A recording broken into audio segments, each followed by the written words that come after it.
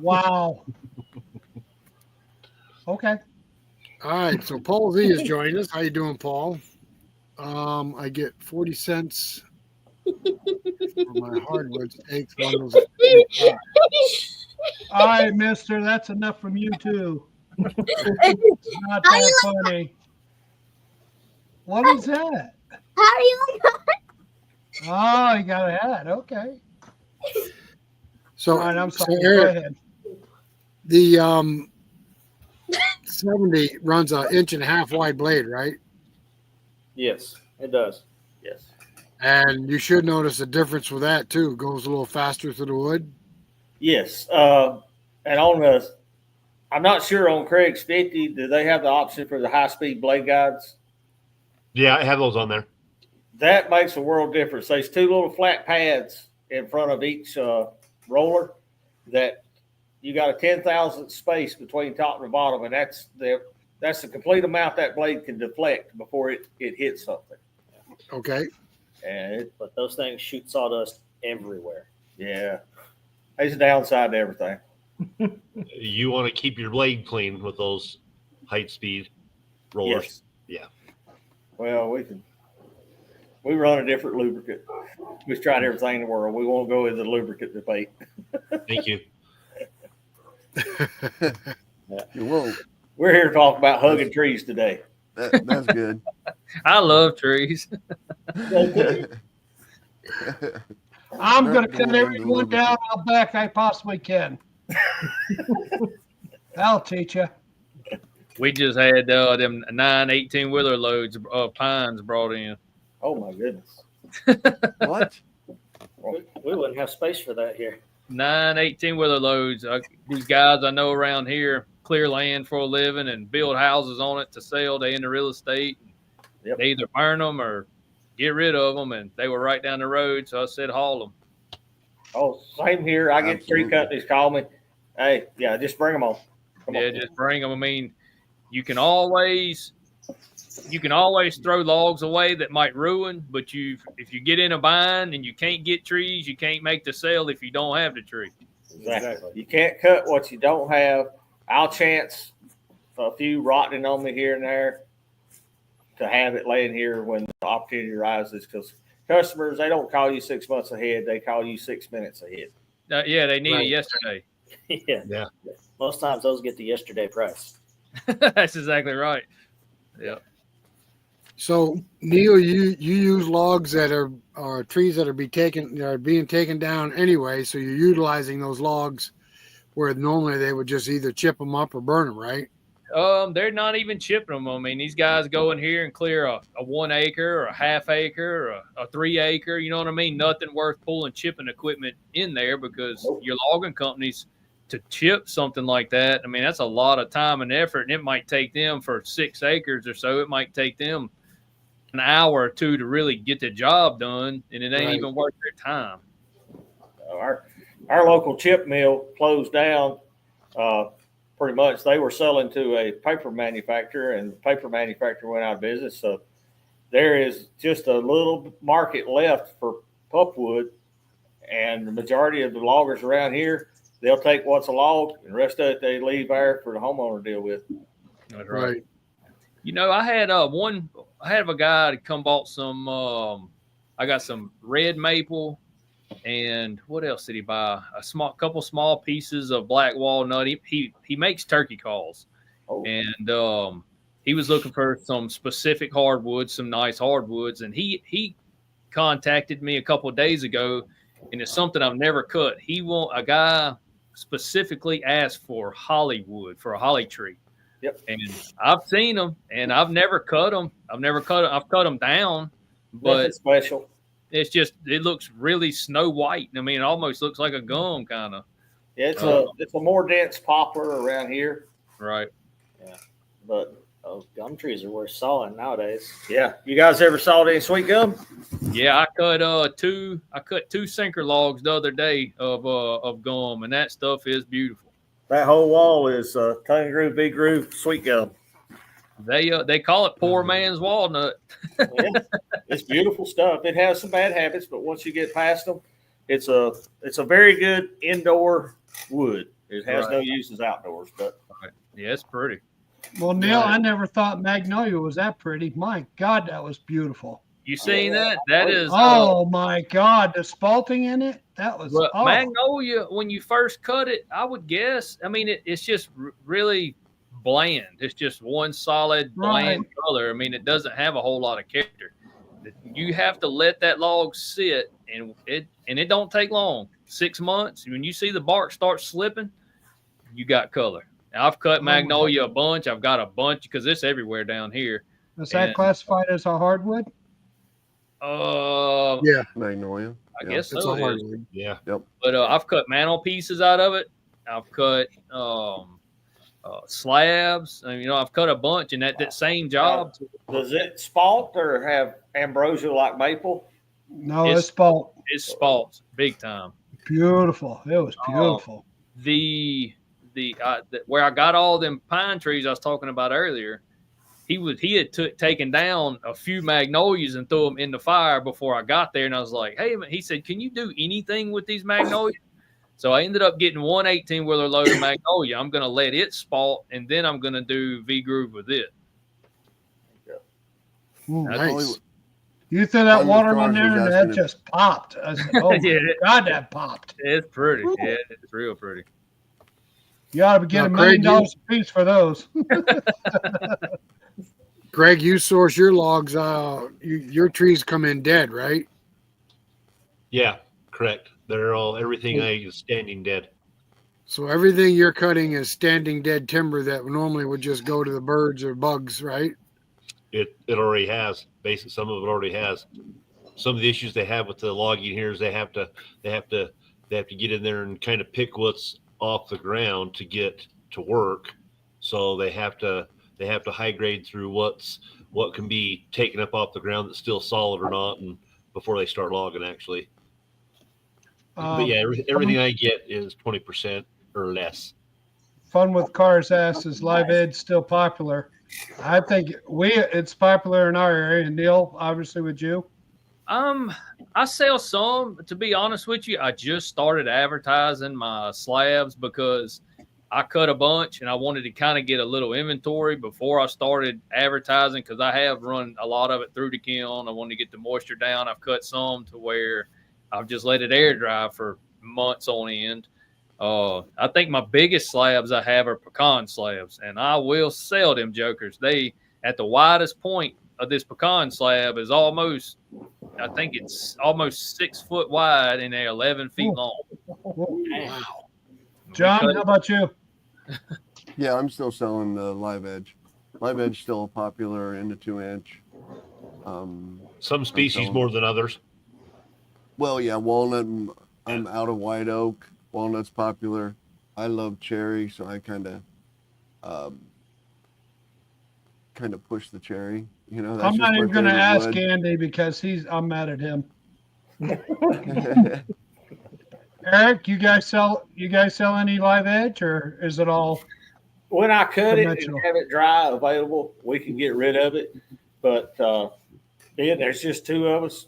We can't keep our inventory up on inch and a quarter oak, red oak, white oak, pine, poplar, white pine, trying to keep up with our tongue and groove, big groove inventory. That's why we got this. We needed upper production to keep up. Well, what would you say is your biggest seller of what type of wood? Red oak? Pine. We sell them Pine. Not necessarily framing, but more finishing. People doing 1x10s for board and batten, 1x8s for lap siding, as well as the tongue and groove, V groove.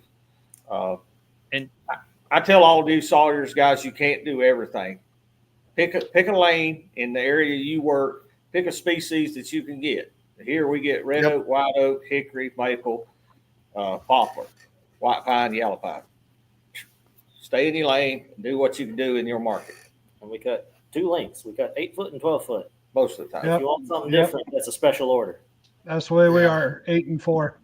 Yeah. Andy, how's Live Edge going with you guys?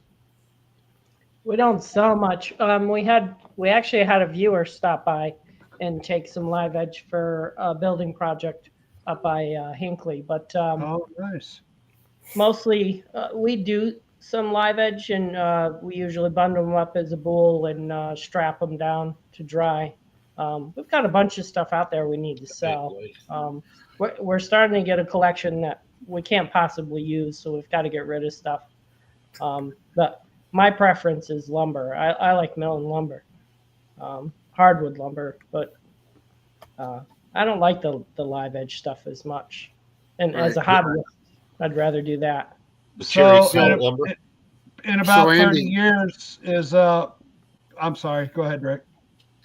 so Andy, you guys source your logs from sick or damaged trees on your property and tree service, right? Yes, we really even haven't had any need to cut anything down.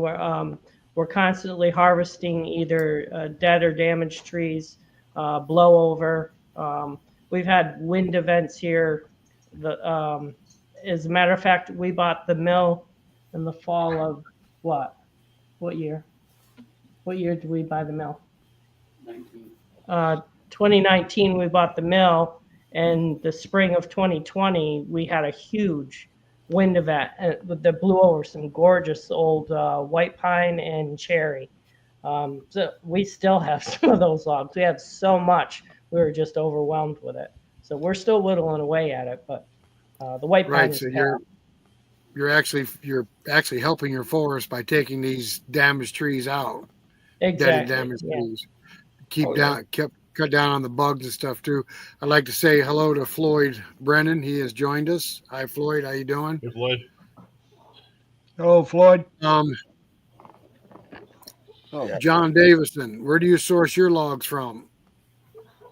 Mine are from. Here's a weird one. Mine are from the Nature Conservancy. I'm harvesting the white pine out of the Nature Conservancy. So they're turning it into a oak savanna, and they want all the white pine gone out of there. The people who owned it before them, who donated it to them, planted a bunch of white pine trees, and then they donated the land to the Nature Conservancy, and the Nature Conservancy wants to get rid of the white pine. So that's where I get a lot of my white pine, is right out of there.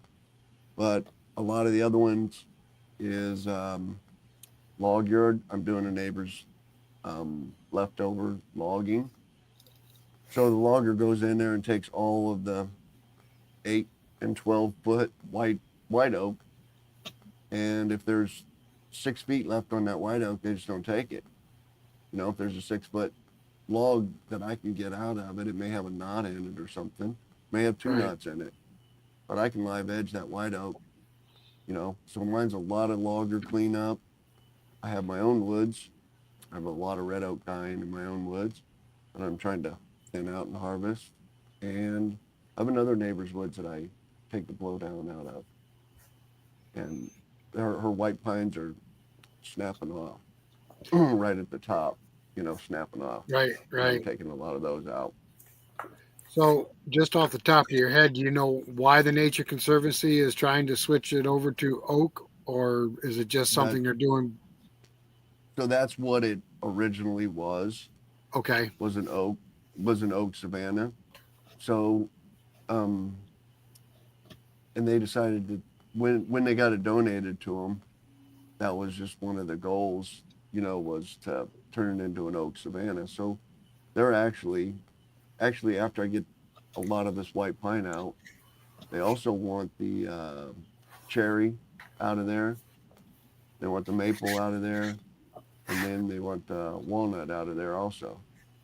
So, you know, it's just, and so it's not like an overnight event that this is going to turn into a oak savanna. But over the years, as you like, they had loggers come in and take out a bunch of white pine, and that they found out was a mistake. The white pine are in like a 4-acre area in the middle of this forest. Right. But when you take out all of those white pine in one area like that, the tree just to the east of it hasn't had any wind in 40 years, 80 years. And now all of a sudden it gets wind and it goes over. Absolutely. So they started losing a lot of their oaks that they wanted to keep. A lot of their cherries were blowing down. And I said, you can't just turn this into an oak savanna tomorrow. You know, you've got to selectively take these trees out, or you're just going to have more and more wind damage as they blow Right. down. Correct. You know? Yeah. So it's So been a slow process. yeah. So Tim and I, we basically, like Paul and Andy, we take damaged and dying trees off our property to turn into crafters wood, and Stakes. we also have a stump dump not too far from us, and whatever good stuff gets dumped in there, we utilize it. We turn it into lumber for people to use. Crafter's box. Crafters Yep. shed. Oh, Shed. shit. We don't do box anymore. It's shed. Tell you that. You don't put your hardwood in the box anymore. Shed. That's just bad. Nice, Why would Craig. you not? I mean, you might Shed, as well. Shed, Greg. I would.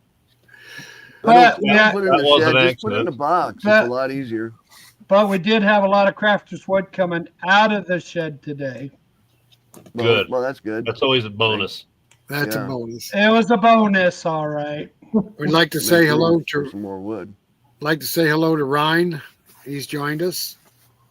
RYN. Riverside Wooden Farm is talking on there. Who's talking for you, Riverside Wooden Farm? Well, that's Neil. That's I me. know. Is he talking, or is your wife talking, or are your kids talking? I get on there and message and comment Oh, and, okay. and talk. Well, And if you see thank like you. a while ago when you seen all the smiley faces, that's my son in the next room on the phone. Yeah, Oh. that's what I figured. He is a character. Boy, that dude's a thrill a minute. So, Apple don't fall far from the tree there, does it, buddy? I guess they got to learn somewhere. All right, so let's get into some tree hugging, John. time for some tree hugging. Yeah, baby. Cutting the trees to save the forest. There's what we're going to do, hopefully, tonight. We're going to do what the stereotype is, the logger stereotype is. Then we're going to do what we actually do, which we just all covered a little bit. Then we're going to do how we're saving the forest one log at a time, the future of forestry, a question and answer, and then randomly throughout the show, sawdust confessions. Each one of us is going to tell us something that happened in the woods that shouldn't have happened, or something that not everybody should hear about, or you got the chainsaw, you got 6 chainsaws stuck in a log or something, some kind of story. And then we're going to play myth or fact for the viewers right there. So myth or fact, we're just going to ask you a question. Wait a minute, I think that's the first thing we're going to do. Myth or fact, yep, we're just going to do it right here. Ask you a question, and you just type in fact, whether this is, or you just type myth or fact in the chat right now. Here's the question. 1/3 of the United States is forest. Myth or fact? Whatever you think, type it into the chat right now. If you think that's a myth, or if you think that's a fact. I can leave myth up there if you want to know how to spell it. Nobody knows how to spell it. All right. So here's the stereotype, right? A lot of us meet the stereotype. We got the beard going on, but there's the stereotype right there. Paul Bunyan, right? The logger. Oh, I thought that was Brawny Man. It could be Brawny Man, Yeah. but I think that's the stereotype that we got, isn't it? Yes. Yeah. And Yes. here's what the real logger is, right there. I mean, a lot has changed since Paul Bunyan was in the woods with his axe, I think. But I think that's the stereotype that we're still, categorized as. Don't you know what I mean? It might be chainsaw now, Right. but the terrible, awful logger walking into the woods and cutting down all the trees with his chainsaw and his flannel shirt that he's been wearing 24/7. I'm wearing flannel. I love Nobody else is flannel, to wearing be flannel. honest with you. When it's cold, flannel's awesome. They wrestle Yeah. bears for fun. That's what loggers do, right? Yeah. No? Okay. Every logger has a huge beard. There you Well, go. Huh? well, yeah. Well, Yeah. There you go. They use chainsaws for everything, right? Birthday Yeah. cake, get out the Yeah. chainsaw, Yeah. right? Yeah. Ribbon cutting, get out the chainsaw. Yeah. Yeah. They hate nature, especially hate nature, right? They're all well, some of us are undereducated, but most of us are uncivilized, actually, too, you know. They speak in grunts and tree puns. They eat meat, preferably cooked over a burning log, That's the only way to do it. right? They have superhuman strength, right? I mean, Sometimes. I know that's pretty much a fact right there. They live in cabins that they built this morning. Yeah. So the other one is they just clear cut everything, right? Wrong. Yeah, and I think that is totally wrong anymore. That's a But big that's what buzzard. Bzzz. Wrong. Yeah, but that's what everybody thinks, you know. That I know. Well, yeah, that's a stereotype. Yep. Yeah, don't get me wrong. I mean, you know, there are a lot of clear cutting, you know, that happens, you know, but along with that clear cutting, it's a replanting, Right. you know, and it's still the best way to get those logs out of there is to clear cut it and then replant it. It is definitely a business, so some of that has got to be done. So, John, on your myth or fact, look like everybody answered fact so far. Fact, it is a fact. I didn't Correct. trick anybody, huh? Now, wait a minute. It You is say a it's a fact. 1/3 of The United States is forest. is forest. That's a myth because I know there's more forest in the United States than that. Well, Yes. at least 1/3 of the At United States is least covered in forest. 1/3. That makes Yep. a big difference At there. least 1/3. I should have said at least. Dale and I were just talking about that yesterday. So there's and then there you go. There's one. People don't think the forest grows back.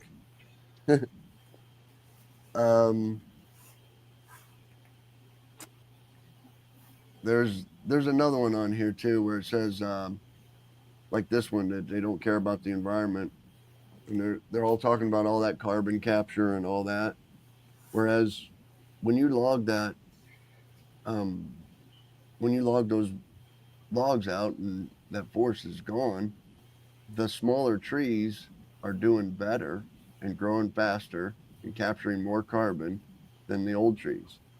And the old trees, I mean, just like, you know, Bearded Lumber, you know, was saying earlier, he's taking down that old tree. It's still carbon because it's in somebody's house. Yep. You know what I mean? Or it's turned into a mantle in somebody's house. And we're growing new carbon right there in the forest. So that's just one of the myths that the loggers are taking all the carbon out of the forest by harvesting those logs. When actually, if you're taking those trees, turning them into houses at a quicker basis, you know, those pine trees, you're capturing more carbon than you are than leaving the forest grow. John, just to interrupt you for a minute, Dan Please came do. in. Hello, Dan. Nope. Welcome to the show. Mark, MEB, welcome to the show. Both you guys. Mended And, sticks. Dan Sawfish. Yeah. Yes. You got a And it new looks show? like Mark's He's on wearing the West flannel Coast. in Wisconsin again. Yeah, people John. forget trees have a limited lifespan, and when they reach the end of their lifespan, if we don't capture that wood and use it, all that Correct. growth is wasted. It just falls to the forest floor, becomes Correct. litter for the next forest fire. I don't know about you guys, but I don't go out on anybody's land and cut trees. Trees are brought No. to me. I buy them. They come from graders, loggers, you know, Customers lot clearers. themselves. Probably we probably cut 50% of what we do is actually customers' logs they brought to us. And I got my whole property's covered up with trees. I don't cut a single tree that don't have a good reason to cut. It's either dead, died, decaying, it's in the wrong place, and it's become dangerous, or we're adding something and now it's in the way. Right. So just to go back to that real quick, here's one that I didn't know, but here's one that I didn't know that everybody thinks it's all logging's done by huge corporations, and I probably would have agreed with that. That most of the logging, is done by corporations, but it's not. It's all done by small scale family owned operations. And I Right. did not realize that. Yep. I honestly thought it was 2 or 3 multi-billion-dollar corporations owned everything in the West, and that would equal out all the small owned woods, but it's I not. think the biggest landowner for forestable land now is the federal government. Yep. And they don't plant a single tree. They lease that out to the loggers to come in and log and pay for that privilege. I stand corrected, John. 36% of the United States is forest. I thought it was more. I thought it was more than that, but I didn't take account for the deserts and all that Midwest farmland, the prairies, and all that stuff. Oceans, just little things like that. I'd like to get back. It is more than 1/3. 1/3 is 33%. Right, what I'm saying is, I thought it was a lot more than that. There was one question up, not question. There was one statement up here about red oak. Ryan. Yep. Ryan, you were offered $350 for red oak. How many board feet were you offered that for? Just out of curiosity. Load to the mill.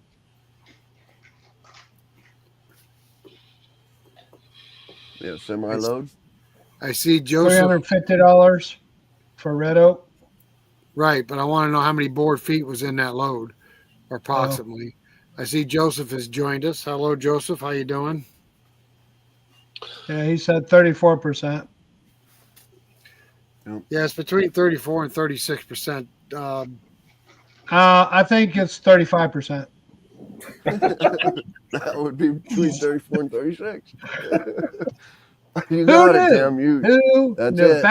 Thank you, guys. Just throw me some money. I'll just take a little money. That's fine. Fact. So Ryan, when you get a chance, just type in there somewhere how many board feet you thought that was that they offered you $350 for. I'm just curious because we did a video on firewood here just recently, and some surprising facts on firewood.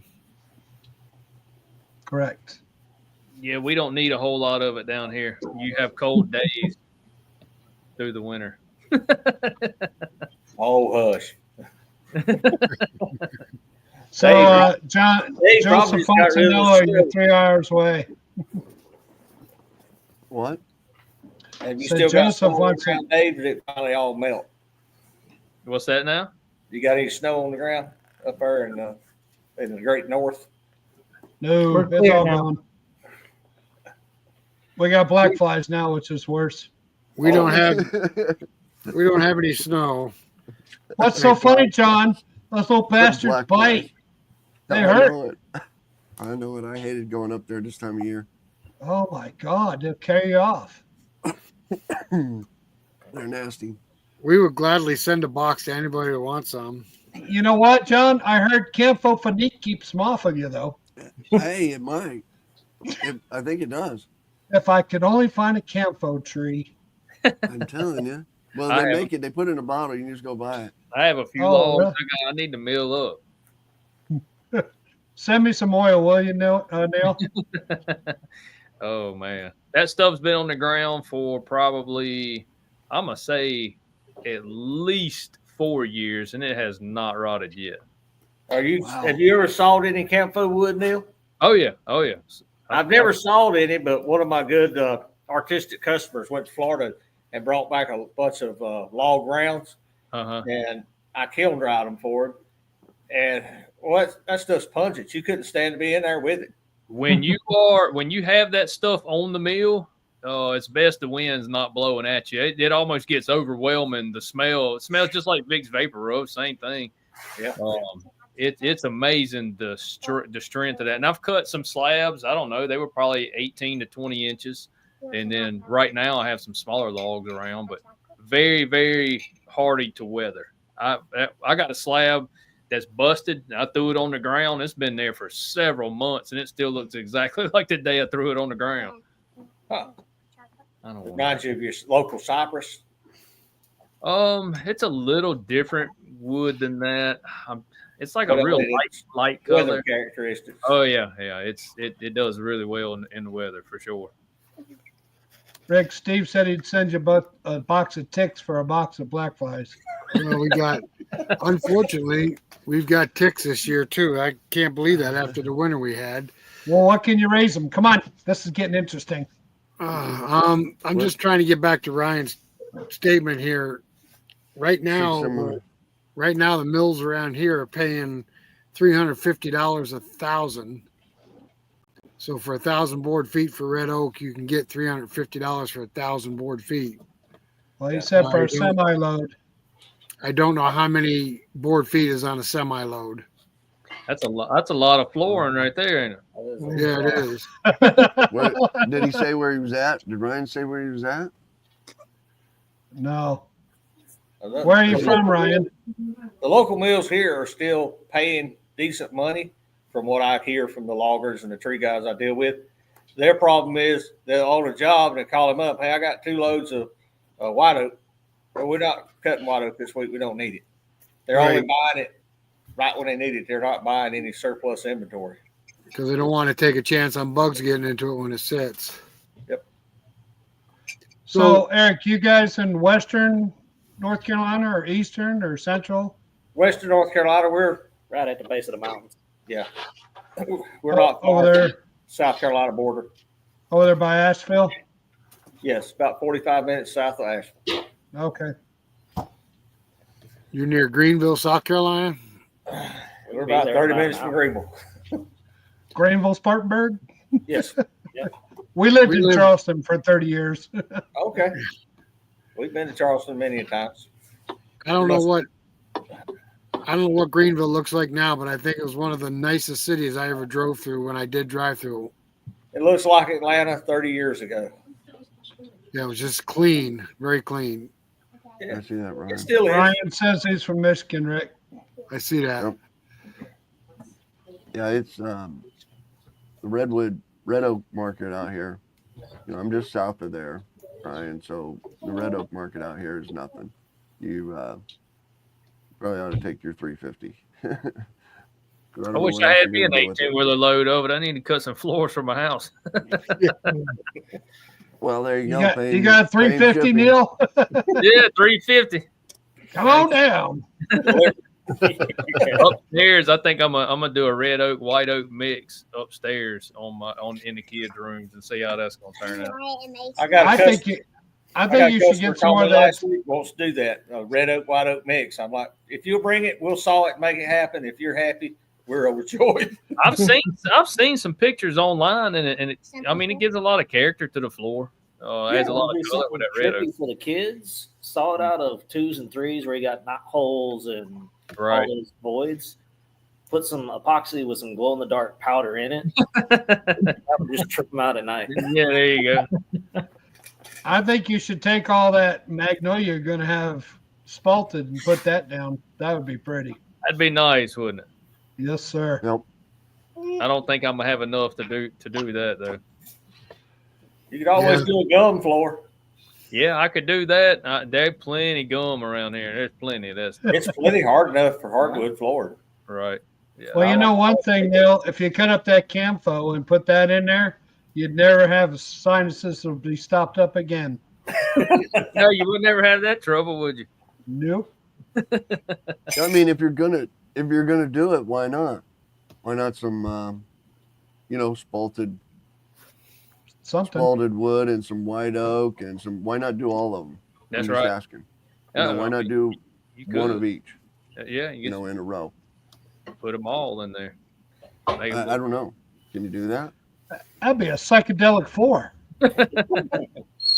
All you need then is a disco ball. That'd be cool. Right. Yeah, I don't see why you couldn't, as long as you let everything acclimate to inside before you put it down, so one don't move more than the next. When it does, you pull all the way down. Cool.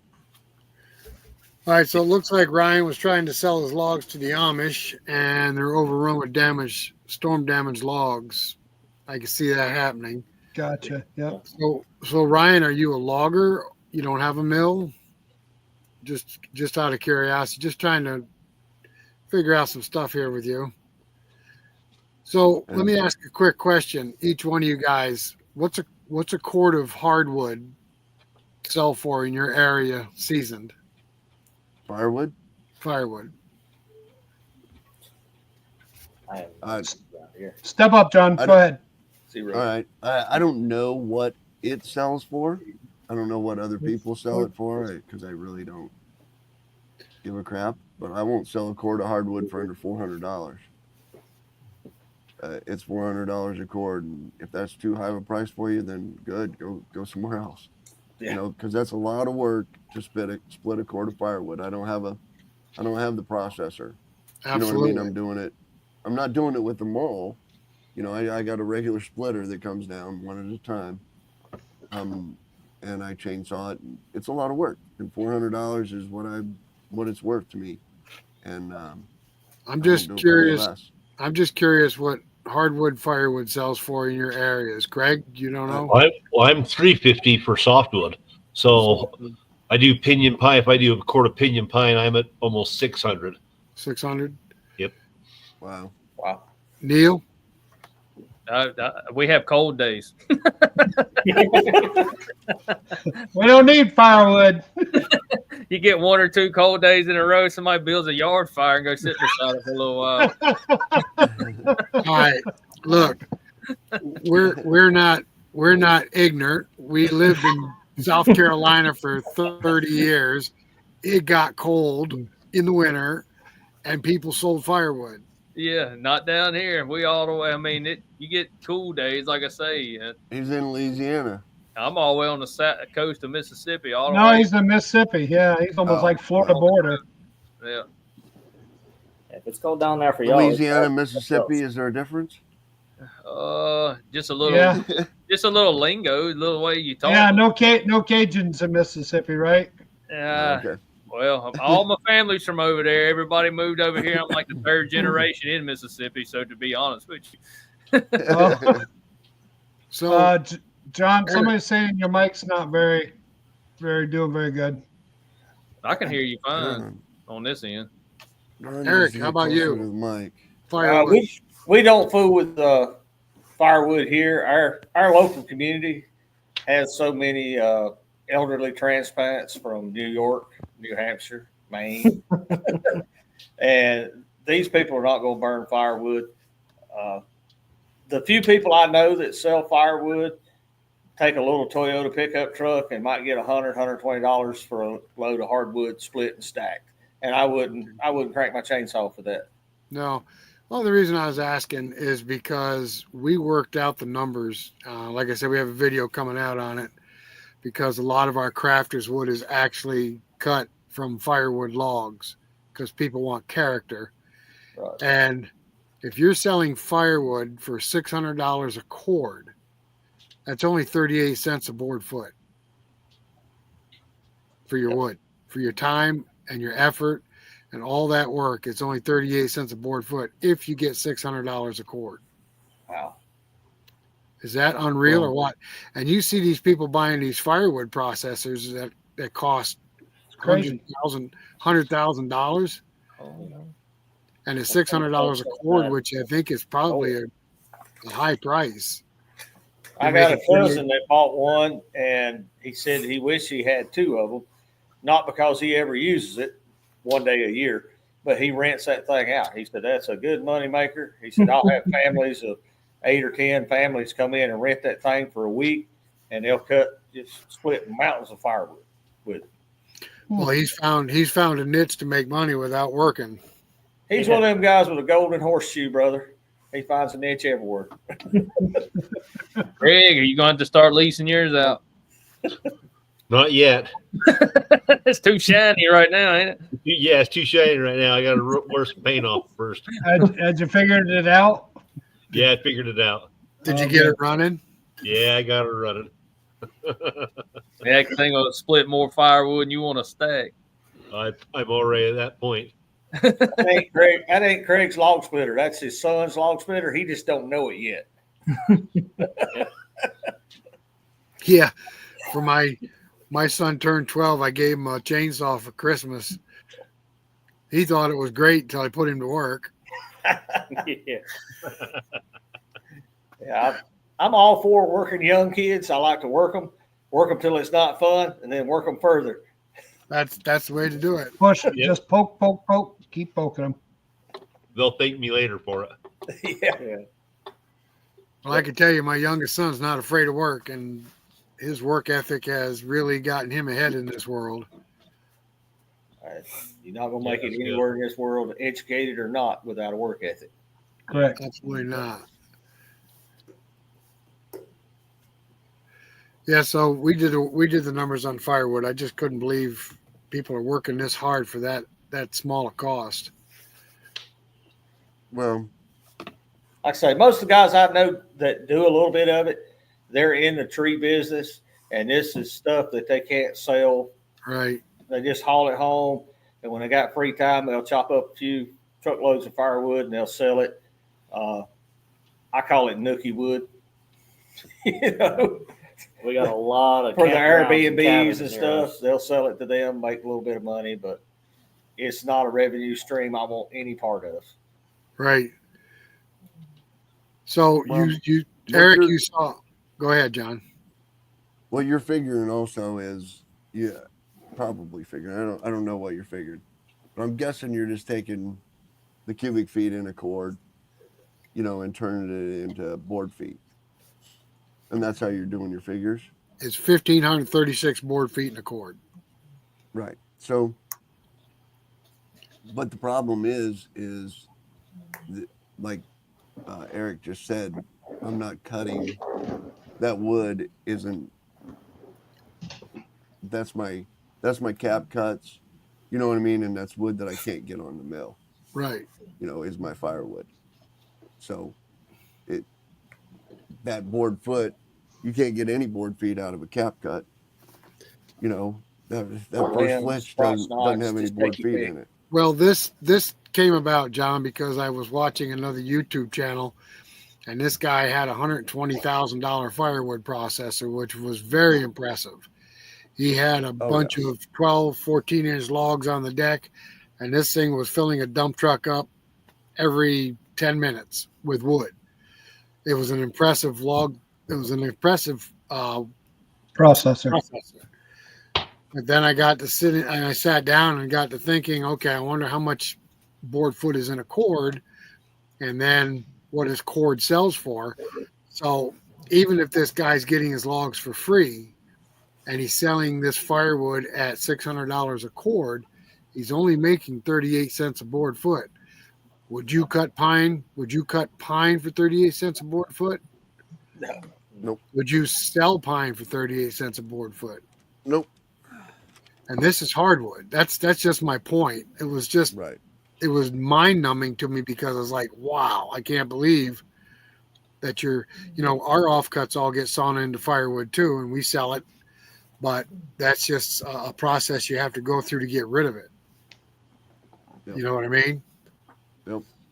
But we're not in the business of cutting firewood. I just couldn't believe. You know what I'm talking about? Yeah.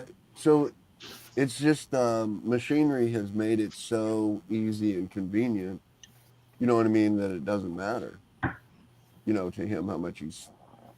That it's 38 cents a board foot. He's making his money off quantity. Right. He's Yeah. just making money because You're right. he pulls a lever down and the machine cuts it and splits it. And milling wood with a sawmill, you making precise cuts, precision. It's a much slower. Everything's got to be precise. Where that firewood, it's just especially on a machine like that, you blowing and going, and it just as long as it's busted, it don't matter size or nothing like that. As long as it's in a roundabout area. It's Snack, still crackle, and pop. Yeah. It's still a lot of work. Here's one of those facts that I learned while I was doing this research in this show that I didn't believe, just a random one that I don't even think I put in the show, but half of all the wood in the world of all the wood in the world, half of it is used for what? Half the wood in the world Probably is used for plywood. what? Paper. Paper. Paper. Wood product. Nope. Really? Half the wood in the world is still used for heat. To heat your What? house. Firewood. Really? Heating your house. Wow. Half the wood in the world. Is that amazing? I That couldn't is believe amazing. one. There's a couple of them that I On learned that I couldn't. Mississippi. No, not in Mississippi. No, not in It's Mississippi. house building down here. Not So- in Mississippi. So, Neil, if Santa brings you a lump of coal, it lasts you all winter. Well, you bring me a lump of coal, we're cooking steaks. There you go. In the Oh. chat. In the chat, type myth or fact. Myth or fact. Trees grow better in overcrowded, unthinned forest. Myth or fact. All right. I don't know what's next. We don't have to talk. Uh-oh. Sawdust confessions. Sawdust confessions. I like that. There you go. Just tell me what you done. Who's going first? I could tell you on that last question you asked, if a forest is too dense, the younger trees grow too fast and they're very thin and tall. We have some trees in thick parts of our forest that are only 6 inches in diameter and 45, 50 feet tall. And if they were to stand by themselves, they don't stand very long. Nope. Nope.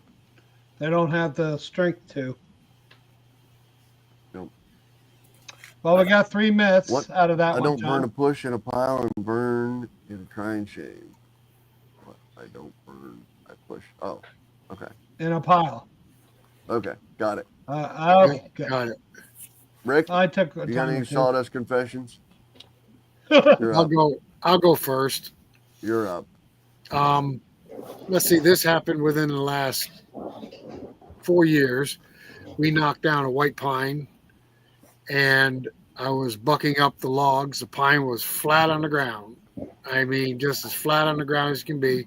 But now you got to understand that we are very hilly here. We start at the house and we go up 700 feet by the time you get to the back of our property. But anyway, this log was flat on the ground. There was snow on the ground. And I bucked the first log off of this, probably what, 50, 60 foot tree, Tim? Yep. And the log that I cut off, before I got it completely off, the rest of the tree jumped up off the ground and pinned me. And I have no idea to this day how it did that. If I had been by myself, I would have been in big trouble because it had me pinned and pinched good. If it wasn't for the snow, I would have broke my legs. Fortunately, Tim was there, and I'm screaming at him, grab the chainsaw, cut another log, hurry up. And once you know it, I had the old still, it wouldn't crank. No, that's a myth. It cranked right up. So Tim's confession is going to be what he did to get that log to jump up. No, I have one of my own. I was in And the forest. John, you can probably relate to this one. I also was cutting a huge white pine, and we were up on top of the hill, and the tree was like this. We were trying to drop it in a certain spot, but gravity always seems to pull downhill. And I was sawing with a brand new steel chainsaw, 271, MS 271. And I did the wedge like I was supposed to. I started in the back cut. As I came around on the back cut, guess what? With the wedge on it, the tree started coming backwards, and then it rolled just like this, fell off the stump, and crushed my saw. Now, the best That was a expensive lesson to learn. The best part about that story, though, and we got it on video, because I told Tim, I said, run, don't look back, just run, because the tree started chasing him through the woods. Yeah. Oh, Nice. Anybody else? I'll okay. follow Tim. Yeah, go ahead. I did the same thing on my log pile. I watched the saw, I had that working, and thought I better hop out and move that saw. Well, guess what I didn't do?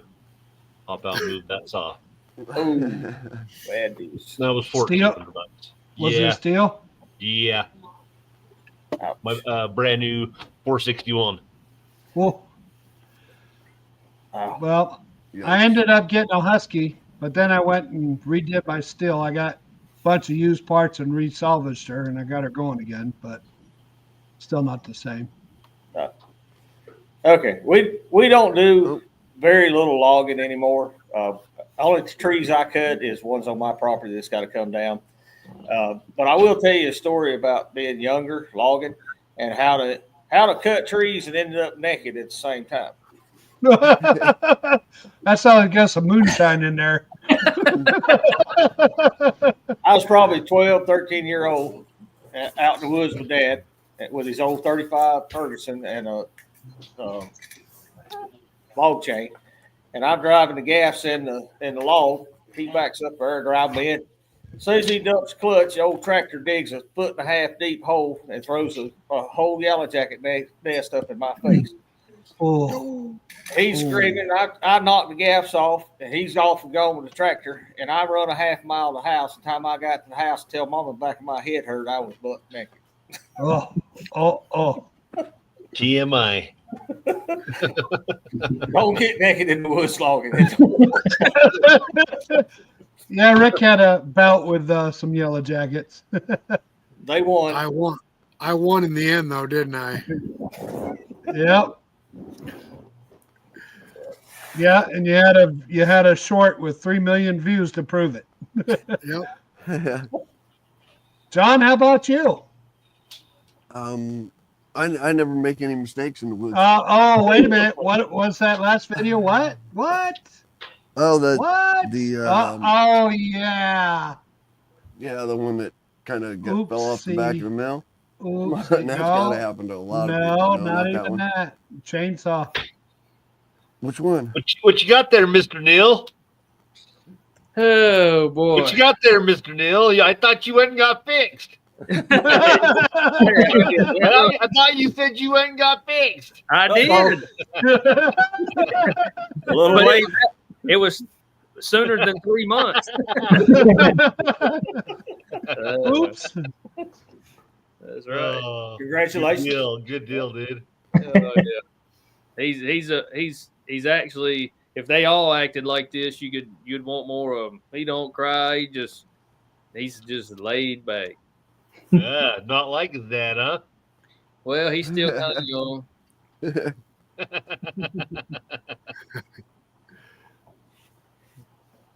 John, I think we watched a video recently where you dropped a tree that the top came out of and it went the right way, Yeah. but it could That's Wrong what I was way. talking about. Oh yeah, that video. But Yeah, that could have gone was, south. That could have gone south fast. Yeah. So when I was cutting that down, I even said right in the video, that the wedge was solid. The tree was. I thought the tree was just going to be solid and just, dead up top, and then it fell down and then broke in half, caught on the limb of that other white oak, it broke in half, and just went to the side and no big deal, and I didn't think anything of it. I just went over and cut it up and it wasn't any big deal. And then I watched that video and I realized that if 4 feet of that tree would have stayed together, and hit it different, Yeah. that whole thing would have came right back on me. Yep. You know what I mean? That whole top of the tree could have very easily come right back on me, and I did not And even realize it. You were in until I shock was just watching standing the there video. watching it. Yeah. It would have nailed you. Oh, man. Yeah. I cringed when I saw it. I cringed. I Yeah, cut a big pine down at my pa-in-law's one day. It was probably 24, 26 inches at the base. It was pretty big tree. What is a pond law? Pine tree. Pine. What is a pond law? Pine. Pond law. Was that yellow or white pine? Oh no. But anyhow, It grows on the pond. But we that tree come down and I mean, everything looked great. Watched the tree come through, some other small trees. When it hit the ground, a limb broke from the top of that tree and it caught the corner of my eye and I picked up my leg just in time. It was probably as big as your wrist and 3 feet long and flew from the top of that tree after it hit the ground and come back and hit me in the leg.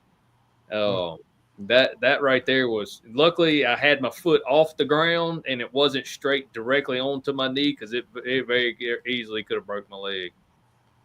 Easily. Yeah. Andy, how about you guys?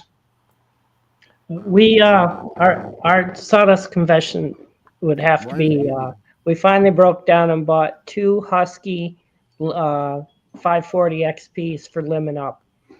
Couldn't take the little steels anymore. We broke down and bought Huskies. Can you believe that, Tim? Why would you do that? You've only got 92 steels. Yeah. So And one McCulloch. I'm sorry. yeah, the old McCulloch. Yeah. 1010. So when we first got the skidding winch, we had a tree that had come down and was embedded in the ground, still standing up, and we hooked on it. And instead of getting the bottom to pull out, we pulled the top over towards us. So that was a screw up. We learned to pay attention to where we were hooking onto the trees when we were pulling them with a skidding winch. So that was almost a boo-boo, huh? Yeah. Yeah, I've seen some pretty hairy stuff with winches involved. Mm-hmm. Cables popping. Man, that's a heck of a thing to come into a live stream and hear Eric running through the woods naked, ain't it? That's not where you want to. Naked. Not where you want to come into a live It was stream. a lot less of me then than there are now. Special guest running through the woods naked. That's great. Yeah, I learned early on, my early teenage years. I worked for a local guy that did tree work, fencing, anything to do with a chainsaw or a fence. And over here in some of our more wealthy neighborhoods up on the mountains, they'd hire him to go. They'd hire him and then me and others to go down in the woods, and we'd fall trees to clear their view. I had never seen a tree back up a hill until I started doing that, and I learned a good lesson. Just because that tree's going downhill, it can walk right back up that hill depending on how the canopy of that tree hits the ground. Mm-hmm. Absolutely. That keeps you in a hurry. I don't think there's a more dangerous situation than cleaning up storm damaged trees, especially when you got a bunch of them laying on top of each other. Yes, some of them got tension on them, and they just spring right out of there like they're like a trap. Yep, I agree with that. We don't want to talk about rolling logs off the mill. That don't happen. That's what I said too. That's a myth. Yeah. On video. No, That's a John, I saw yours on video, John. You can't get away from that. You saw what I posted on video. You did. Yeah, not and see I it. didn't. But I can only imagine, John. Oh my gosh! That was the first thing gotta I did. admit- I started cursing and ran over and shut off all the cameras. I gotta admit, I didn't And then even I watch thought- the whole video. That's the best YouTube footage. Yeah, and then I thought, no, Absolutely. I'm gonna go ahead and show, you know what I mean, me picking this up and explain what happened, and it happens, man. What can you do? Yep. You could have made a ton of shorts out of that, John. You know Yeah, that? but there was there was a couple F-bombs in there. I couldn't. Exactly. I couldn't That's get what they out have of the the, shorts. that's what they have the bleep button for. They'll probably got you 2 million views. I was trying. Yeah. Oh yeah, there you go, Joseph sawing with Sandy. Yeah, He he got got his place whacked with that winter storm. He got wrecked. He lost a lot of the red pine. Yeah, he got wrecked. That was an ice storm, right? Is that what that was? Yeah, Yeah, that was yeah. nice. Yep. Right after he Yep. bought that big Clark mill, that new mill he bought. He's lucky But the those thing trees didn't is- come down. The thing of it is that Oh. those trees that Sandy has are planted red pine. You should have been thinned years ago. That's another classic example. Those trees are tall and thin. Yeah. You know, yeah. all- I mean, all that all stuff's of them chipping racing- material, isn't it? All of them Yeah. racing for the sun. Those trees are Yep. tall, but they're really thin. Yeah. Now, do you guys occasionally find any old timber? And I ask that because we had the hurricane come through here last September, and we got a tremendous amount of wood brought in to saw that we'd have never sawed in our lifetime because these trees wouldn't have been cut. And I've got a hickory log laying right out here. We'll make a video on it when we saw it. It come off the side of a mountain up here. Mountain's been logged. It's been logged in the past, but they must have missed this one. It's in the 36, 38 inch range hickory. It's probably excess of 100 feet tall. I got my tape measure out there, and I could visibly count at least 32 grains to the inch, and I think it's more. Wow. This tree was 360 plus years old. Holy cow. Yeah. Wow. Now we can relate to a story. Somebody brought us a maple log that was dead, and it kind of looked rotted. We wanted to know if we could cut it up for him. I'm like, yeah, we can cut it up. So it was pretty solid. I started counting the rings on it. When I got up over 150, I gave up because my eyes were going across. You know how it is counting rings. Yeah. We were past 150, and we still probably had 12 inches of log to go. Yep. While we were sawing it, when we got towards the center, we cut a musket ball in half with a sawmill. I was Oh, going to wow. say, was that the one with the musket ball? Yeah, had a musket ball in it, and the customer was thrilled. He wanted the musket ball, and he wanted the, he's like, I wow. promised this customer we'd cut him a 4 or 5 inch cookie off the end of it and kiln dry it. I told him, I said, I know it's going to crack and split apart. I said, but you can put it back together, sand that thing down, and you can put a little brass tacks across that, and you can map out American history, world history, in a log that old. Yeah, So, absolutely. I get older trees. I don't get them super big, but cypress, you get that cypress is growing in the swamp. It grows so stinking slow. I mean, Yep. you get 20 years an inch and stuff like that on kind of regular, but I don't ever get any real big one. The biggest one I have right now on the ground is 40 inches across the base, which my mill can't cut it. And first off, my tractor can't even pick it up to put it on the mill. It's only 16 feet long, but I got a guy down the road, a good friend of mine, some of y'all, Jack Hudson. He's got one of them Lucas slabbing mills, and we're gonna have to set that up on it to cut it. Yeah, that customer came out today said he had that huge ash rick that was dead. He had to bring it down. He said he couldn't even move it with his tractor. He couldn't even pull it with his tractor. That's how big it was. A log, 8-foot log, he couldn't move it with the tractor. Yeah. Wow. Well, also that was a log. I thought you said it was his ass. That's what he just said. Yeah, he couldn't. He couldn't pull it with his ass. A-S-H. I thought he said he had ass. that big, Oh, big for ass. God's sake. he couldn't move that big ass. That's what Wow. I know that's what you said. No, I did. Okay, Camfo. Come on. What kind of log was it? Ash. Oh, ash, not ass. Okay. See? Well, at least it wasn't stinky swamp ass. All right. Well, I got it. I was up at Man. Hudson this past week, and we were talking about they got There we go again. They got two mills. They got a 52-inch and a 64-inch slabber. How in the heck do you handle logs that size to put on a mill? You The roll guy I them know down. who's got one. He's got Ratco or a Lowell. 450 with that 52 inch cut. They just set that log on there and slab it. If they get halfway through, they'll take a big piece of equipment, set it off, roll it over, set it back on there. Just Well, see that's all they do. They don't do any dimensional stuff. It's just slabbing.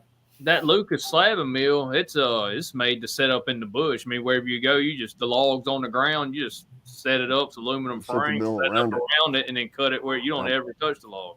Oh, that's Somebody cool. still got to manhandle that piece of slab out of there. Oh yeah, you need a tractor to pick your slabs. That big pecan I got, that's how we did it.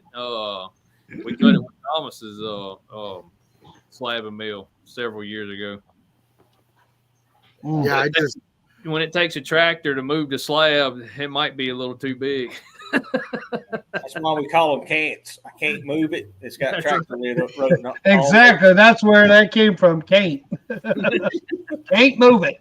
Can't move I it. love that. We cut stuff sometimes. I call them a won't. I won't move it. We constantly get requests. I'd like to have a 4-inch thick slab, 30 inches wide by 12 feet long. Oh, Can you cut that for me? Sure, I can cut it for you, but who's going to pick it up and put it on your truck? And you're not going to pick it up with your little Honda Odyssey. So I don't have any idea. I mean, you realize I don't think people realize how much wood weighs. no. I had a guy make a big order the other day. I forget how many 8x8 posts it was. It was like they were 14 feet long, and he shows up with a 14-foot exact trailer. Landscaping trailer. Yeah, he said, we're going to get all this on here. I said, do you realize you have like 15, 14-foot 8x8s? You have like 30 4x8s, 16 or 14 feet long, for building a timber frame pergola or whatever at his house. He said, I should better haul all that. I said, you tell me when to stop loading. And then he had to come back for a couple more trips. Yeah. Stop. The fenders are touching the tires. I said, all right, stop. Yeah. We recently sought out an order for a guy, and he came to pick it up in a what did Danny have? An F-350 Ford, Tim? F-350 flatbed, yeah. Yeah, flatbed. We started stacking the lumber on it, and we didn't get halfway through the order. He's like, "Oh, we gotta stop. We can't do it anymore." It's rubbing on my wheels. That pile of lumber sitting out there and just out in the yard or whatever, it looks big. But when you start putting it onto something, then you really start seeing how much lumber that is. Well, it was green. It was green hemlock, which is heavy anyway. Oh, And he said, "Yeah, load me up. I got a good truck." Yeah, okay. Oh boy. Yeah, he was carrying it all the way to Massachusetts, so he had to make 2 trips. Yep. plan better next time. Yeah, that's what I said. We've had a customer come pick up a full trailer load and show up with 2 of the tiny little like 1-inch straps to try and haul it all home with. How many of you had somebody show up to pick up a trailer load of wood with flat tires on the trailer? Oh yeah, that's it.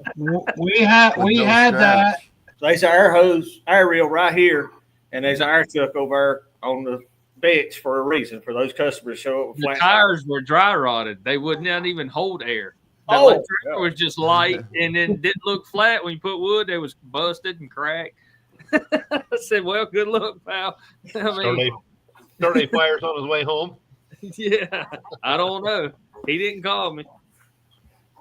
Hey, Neil, I got one better for you. When we started cutting up slabs, I had an 8-foot cherry log. Lady wanted me to slab it out for her. So I slabbed it out for her, and she goes, okay, here's money. Gives me money. I said, oh, how are you going to get it home? She goes, I'm going to put it in my Honda Accord. I said, what? 4-door Honda Accord. They rolled down the back windows and stuck the wood out. It looked like an airplane going down the road. A whole log in a Honda Accord in the windows. Oh, I loaded up. A guy come today. He had a regular pickup truck. He had 4. I mean, it wasn't a whole lot of wood, but they were 17 feet long. He put them in the back of his full-size truck, strapped them down, and took off. Said, have fun. I'll warranty it out the driveway, and that's about as far as I'm getting. I think I had one time. I don't remember all the details, but I took my phone out and took a video of me and him. I said, I told him when he drives out, he's on his own. Click. Yeah. Make it It was to that the bad. driveway. Oh, my goodness. Hey, John, you see over there in the comments, I wrote absolutely. I misspelled it. So did you. Yeah. Damn, John, you're as bad as Rick. I'm just copying Rick. I'm just Mhm. copying Rick. I I'm not going to see. tell you how to do that. If any of you guys out there that are in the comment section here got a question for Eric or Matthew, shoot. We're open for discussion. Jay. where are we at? We're at what do we actually do? We've done the myth, right? Yep. We're done with the myths. Here's what we actually do. Oh, you already saw that one, right? There's what we actually do. Yeah, you might do that. You're- We don't. Yeah. There's what loggers actually do nowadays. So I had these on there. I had these on there for Does anybody know this is what what those you cost nowadays? anyone know what that is? $250 It's a million. farmer. That's a That's hay rake. farmer. And there's a Grease and there's a monkey. grease monkey, right? Yep. Yeah. Well, nowadays there's a grease monkey with his computer. You know, What's the And farm there's a look for farm. like? and there's a farmer. Yeah. Yeah. You know, You're I mean, right. but people still thinking that that's a logger. Yeah, You know, it's I think it's anyway. I think it's a stereotype that the loggers are getting having a hard time, giving a bad name about it. I don't know. I don't know any guys that run around with a pickup truck and a chainsaw that can afford a $500,000 tree feller. No, I don't either. No, These are professionals. To be fair about it though, years ago, loggers used to go into set of woods and strip it clean, leave a mess, and not only would they strip it clean, they'd cross boundary lines and steal trees, and they were notorious for that. Oh yeah. oh, absolutely. So over the years ago, loggers did get a bad reputation because I don't know if they were all like that, but a lot of them were. Well, but the same goes with the mechanic. Yep, The absolutely. mechanic, you'd pull in the garage and he'd charge you $49.95 to fill up your turn signal with blinker fluid. But you know what I'm saying. He'd tell you your absolutely. tires were bad and your alternator was bad, and when none of that was really bad. So that's a stereotype that they've had to get out of too. Just recently, I had the wife's tires rotated at a facility, and their technician came out and got me. Now I've been a diesel technician for 50 years, and their technician came out and brought me in there, and he goes, "I'd like to show you your back rotors are delaminating." And I said, "I'm like, can you explain to me what delaminating is? Because I just don't understand what you're talking about." And he started him-hawing around. I'm like, yeah, exactly what I thought. I was turning wrenches while you were swinging on your mom's nipples. Yeah, but you can't have them Easy. delaminating. You're gonna have to get some more of them Yeah. for sure. All right, there you go. Myth or fact? Type it in the questions. Type it in the comments. This Fact. is the question. Chainsaw fumes count as cologne. Only for Fact or loggers. myth? Fact. Fact or myth? Every time I come home, the wife said, "You smell like pine trees." Yep. Fact. Did you dump Fact. your pockets outside and get all the sawdust out? That's wood glitter, man. You're supposed to wear that stuff.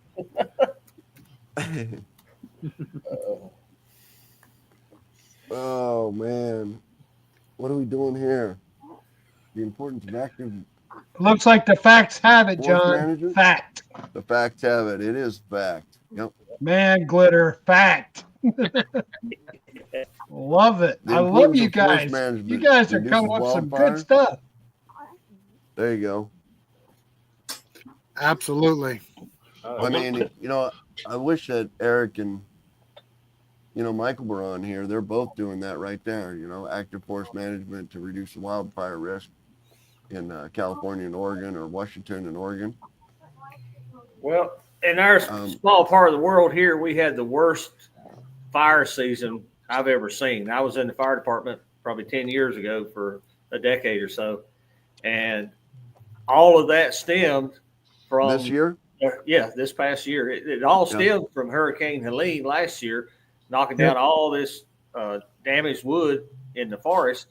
And then we go into fire season, and it took a month, and it basically took a week's worth of rain to finally put it out. The fire departments couldn't do nothing with it because it was all mountainous terrain. And that stems from all the down trees that we don't normally have in this area, but we had because of the hurricane. Right. Correct. Forest management, is a very important tool, especially you live out west where you got high density and you have mountainous terrain with forest. If you don't manage that wood, you're going to have a California fire every year, every week, every time you turn around. Well, that and the dry heat, I mean, that doesn't help. Yeah. You have it every season. Yeah, that I Right. can't fathom Craig's dry temperatures they have out there in Utah and how much of a tinderbox that place can turn into just overnight. Yeah, they had a fire up on where I got logs from this last summer, and you could actually see the fire. The size of the fire was actually controlling the weather in the vicinity. Oh yeah. Wow. Yeah. Oh, yeah, Y'all with the have smoke, fires out right? there that get up in the tops of trees and just go across forests. Tree yeah, tops. that's A forest fire will create its own wind. Yeah. Yeah. Yeah. If you notice, Yeah. they want to fight the fires in the evening when the winds, they need to let the guys fight the fires when they, in the hours when it's the best to get the most done. They make money when the fires are burning. Oh, you know they do. Best way to manage them fires is manage your timber first. Yep. They do a lot of control burning around here, that's for sure. They got a sandhill crane refuge down here on the coast, and they always burning in there. Always. North Carolina Wildlife, every state's different, but North Carolina Forestry Service, if you have timber tract, especially pine, they'll come out and do control burns on certain size acreage, and their whole idea is just to burn all the dead wood on the floor, all the pine needles, and to make that forest safe to be able to stand another 15, 20 years until it's harvest time. Doing those control burns too. I know, Yep. like California's bad against it, doing them control burns. Those crazy wildfires. If you got sections burned, your stuff, it takes a lot of the fuel out of it. Yeah. right. There's, that whatever it was, the Palisade fires and the bad fires out in California. I mean, that's, even a lot of the forest management that you can do isn't going to stop an event like that with 100-mile-an-hour winds and zero humidity and no, rain for weeks and months and stuff like that. But, you can reduce, you can still reduce the intensity of that fire and where it's going. And, there's some things you can do. A lot of their problem stemmed from the fact of the regulation in California didn't allow homeowners to take care of their own property to reduce that fuel load. It wasn't national park land. This was private land that homeowners just weren't allowed to reduce the fuel load on. Right. But I'm just saying, I'm not saying it's definitely not an earthquake or a volcano or a hurricane or anything like that. They're going to have fires every year. They'll have a fire next year because of the Santa Ana winds, but it won't be as bad in the Palisades because the fuel load is gone. It's gone. Right. That's the point. Ain't That's it the like point. your I'm trying redwoods to or make. your sequoias? Am I wrong on fire actually helps germinate those seeds from those trees? Ain't it really very beneficial for those trees? Some have trees, some trees have to have a fire to germinate the seeds. Yep. We have a place called the pine bush, and the trees in the pine bush, which are just scraggly pine trees, there's not much to them, but if they don't have a fire, they can't germinate, they can't reproduce. I think the fire opens, or I don't know what it does, but I know they have to have a fire to make them reproduce. Yeah, they just did that last 2 weeks. Yeah, they'll burn off the pine bush every year. Yep.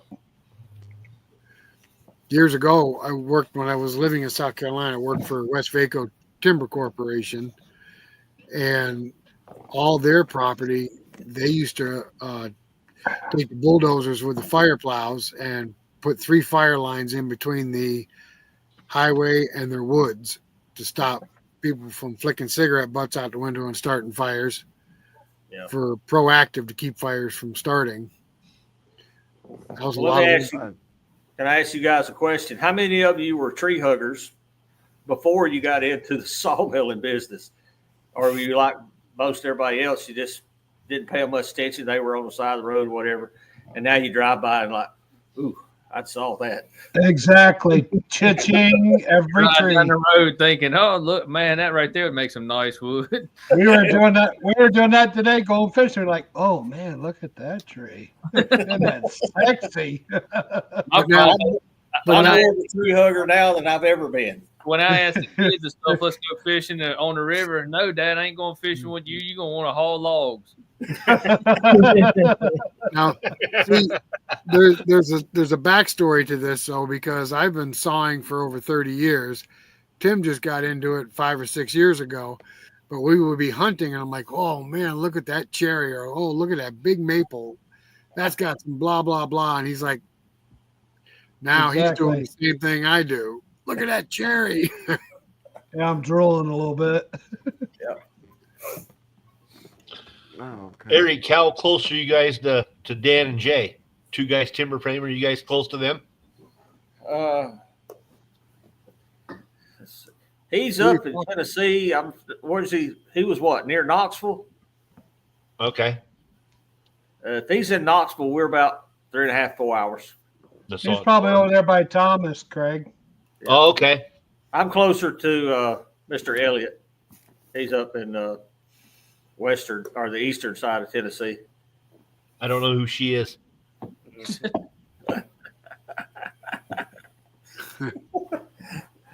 Oh, Man. but we like our part of the country. I like Just talking south to of you guys. Knoxville. Hear different things around the country, different, things you have to deal with, different timber you get to deal with. We have similar species, but even a white oak here in Western North Carolina is not exactly the same white oak Neil has in Mississippi. Right. That's right. Yeah, there's a lot of swamp chestnut oaks down this way. That's Yeah. what you see a lot of, the chestnut oak. Well, that's what's nice about like this forum right here. We're from all over the United States, and what makes it nice is we all can come together, and we can all talk shop or wood or sawmills or whatever. But we always come to the same consensus, no matter where we are in the United States. Yep. Now- Yep. So Let me And I ask want you. to thank each and every one of you for what you do, because it's a thing that you have to get in your blood. It's not just, going out and saying, "Oh, I want to cut a piece of wood." It's got to be in your blood.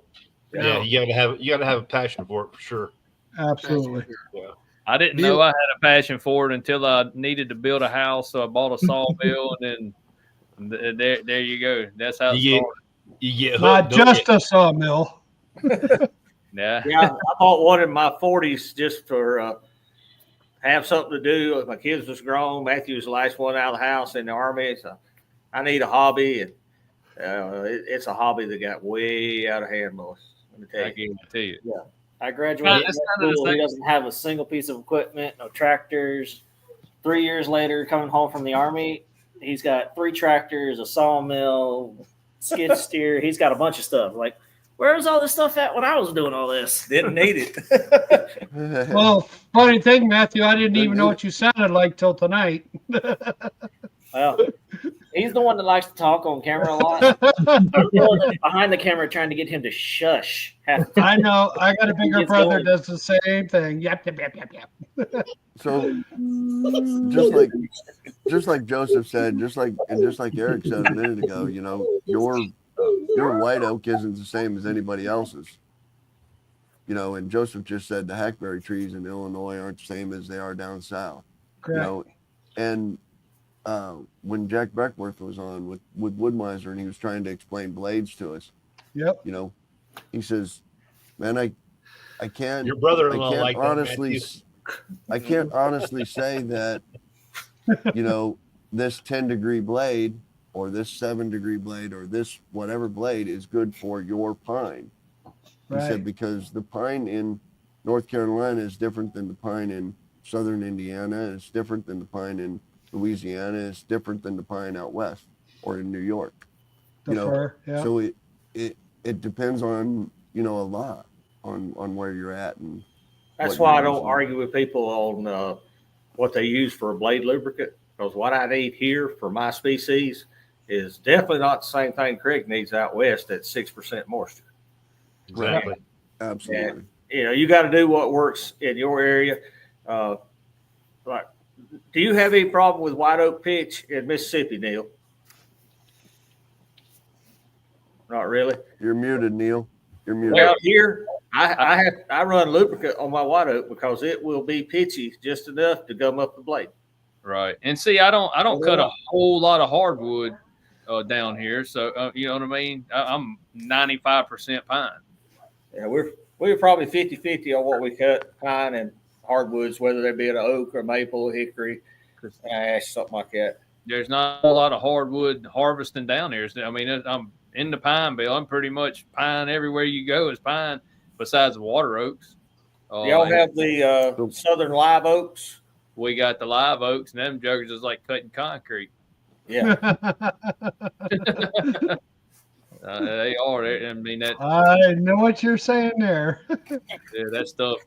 My mom and dad's got some in their yard. I would imagine they have to be 8-9 feet across. Them live oaks, because they grow in clusters. You got several in one spot, and you can't. I mean, they're gigantic.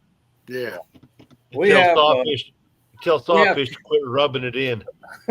We have a pin oak species here, and it's probably the most useless oak in the world. I don't know what you do with it. It rots outside. You try to cut a board out of it, and it'll warp and twist, crack. I mean, I get people all the time. I got a bunch of pin oak. I said, well, you got a bunch of nothing. Yeah. It's barely worth burning. Yeah, firewood's probably the best use for it. Right. Pallet Hey, wood. They use it for pallet wood. Yeah. Pin oak is pallet wood. Andy, But that customer we had out today says he loves white cedar. Oh, really? Yep. Yeah. Yep. They And, make there's signs. They make signs out of it. Signs, you said? Yeah. Cool. They have a Interesting. CNC machine that burns etches with a laser, and they said they love white cedar. Gotcha. oh yeah, I was can doing see some that for white studying on cedar. it. I was doing some studying on a tree. I think I was talking to you, Craig, about juniper the other day. Yeah. And I got online trying to find out what the real name for it was, because Eastern red cedar. it's in the cedar family, of course, but it's an Atlantic white cedar is what they call it, and I mean what they call it, and they get big.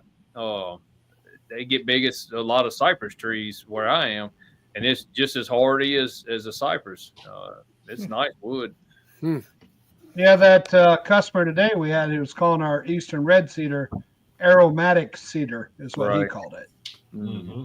And he was like, no, don't get near that stuff. That's like poison. You know, he's telling us about the silica and everything. And like, yeah, okay. And then Rick's like cuffing on a bag of dust. Oh, yeah, well, we use this for our trailer. But Thomas did show you before that red cedar has Yes, he did. silica in it. That's just funny, Rick cuffing the bag of sawdust. Oh, that's all good. I'm gonna put this out there right now, and you guys can laugh all you want. But you go to Tractor Supply, and they got these tea bags full of cedar that you could put in your camping trailer to keep mice out of it for the winter. If they're getting $9 for 4 tea bags of cedar dust, and I think I can get $1 a baggie, don't you? Yeah, I seen your video the other day. Worth a try. Worth a Did try. you see how he's walking alongside the mill with the bag? Try a bucket next time. Waste not, want not. Oh goodness. Neil, I had a question for you. You Go ahead. were talking about sawing sweet gum. Uh-huh. Now, when we live down south, I know you can't split a sweet gum. When you buy, when you take a sweet gum down and try to split it into firewood, you might as well hang it up. It's like hitting rubber. That's right. How is it after you saw it into boards? How is it to nail to the wall? I haven't cut a whole lot of it. I saw the other day a guy brought me 2 sinker logs that I cut. That was beautiful. Beard Lumber might have. I mean, he sounds like he'd cut a lot more of it than I have. Now I have cut. Oh, what other time? I cut some one other time and we made some catfish boxes with it. Can you and, see it on the wall? Yeah, we can see it right there. That's the color and grain and texture out of our southern sweet gum. It has bad habits. It'll twist on you in a minute, won't it? Right. Oh yeah. If you're wanting to make a dimensional product, you need to oversize the thickness and the width so that you can plane it off to make a good board out of it. But once it is kiln dried, it's as stable as any other product. I nailed that with a 15 gauge nailer, and it took a nail fine, no cracking or splitting. I love it. I've had a customer in here yesterday just wanted it. I'm like, I can't get any more for about 6 months. My kiln's backed up. Huh. That's the biggest thing though, is once you put it in the kiln, do not go in there because it's got some kind of bug in it that will eat you alive. Yeah, it's Really? so sweet. I walked in my kiln and it in the 45-50% range. I had to go home and take a shower. Something jumped off on me and just ate me alive. No kidding. Wow. That's one of the few runs we closed the door and didn't go in. Yeah, stay out. That's on the sweet gum. Yep. Yeah. You can imagine having 3,000 feet of that in an enclosed space circulating. Yeah. It was like being in a sugar factory. Really? But I love it. Listen. I've got plenty up to cut. We just hadn't been able to get it scheduled to do it because it's so unique. I've had ever longer you could imagine tree cutter, grader come through. Man, I love that. What is it? And they're bouncing off what this, that, and the other. I said, you ever dug one up? You cussed it. He said, oh, sweet gum. You know? But something unique. I know the seeds that come off of sweet gum aren't a joy to step on with bare feet either. No. that was in unison. No. The only thing worse than them was chestnuts. Grandpa had a bunch of chestnuts, and run around his house with bare feet was a minefield. I bet.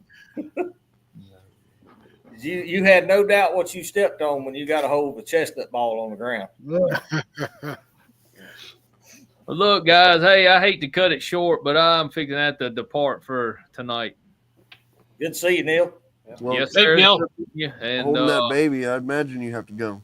yeah, I got to go in here and tend to him, and it's life. That's what it is. But I enjoyed the time on here, and we looking forward for the next one. Well, thanks All for right, stopping thanks, by, sir. Neil. We appreciate it. Yes, sir. And we'll see y'all. We'll talk to you later, Neil. Thanks for stopping All by. right. Have a Hey, good buddy. evening. All right. All right. Well, let's see who's the only ones left on here with kids would be Craig and Matthew. And Craig's don't even count. They're what, teenagers now almost? He's got Yeah. a grandkid now. 13 Granddaughter? and granddaughter. That's Craig, didn't you said you needed a Matthew? Yeah, I'll take Matthew. Now, I don't know if Go you ahead. guys remember this, but I'm going to say back in the late 70s, maybe, the tree huggers went on a big campaign about saving the trees and doing away with paper bags and using plastic. Any of you guys remember that? oh yeah. Oh, Yep. Plastic's the way to go. Save a tree, do away with the paper bags, blah, blah, blah, blah, blah. Now what are you hearing nowadays? Bring the paper bag Yeah, back. you can't even get a paper or a plastic bag in New York. Nope, you can't. They outlawed them. Yep. Wow. I take a big garbage bag from here to New York every time I go. You want me to bring you one? Back to paper. Yeah, we got paper again. And they're free, just- believe it or not. I just find it funny how it circles back around. All these people trying to tell us, and now plastic is bad for you, and paper is the way to go. Well, trees are one of the greatest gifts that good Lord give this world. They're a renewable resource. You cut them down. You got an oak tree out here. that produces tens of thousands of acorns every year. All you got to do is don't cut them or leave them or plant them, and you'll grow more trees than you could ever need. Absolutely.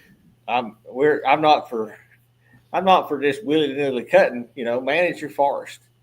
Whether you got an acre or you got 1,000 acres, manage your forest. When it's dying, decaying, it's time to take it out.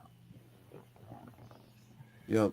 Here, and that goes right into this. If you leave them alone, if you leave that forest alone, here's what you get: overcrowding, weak, spindly trees. Yep. Your fire load builds up fast. Just like you were saying about the hurricane.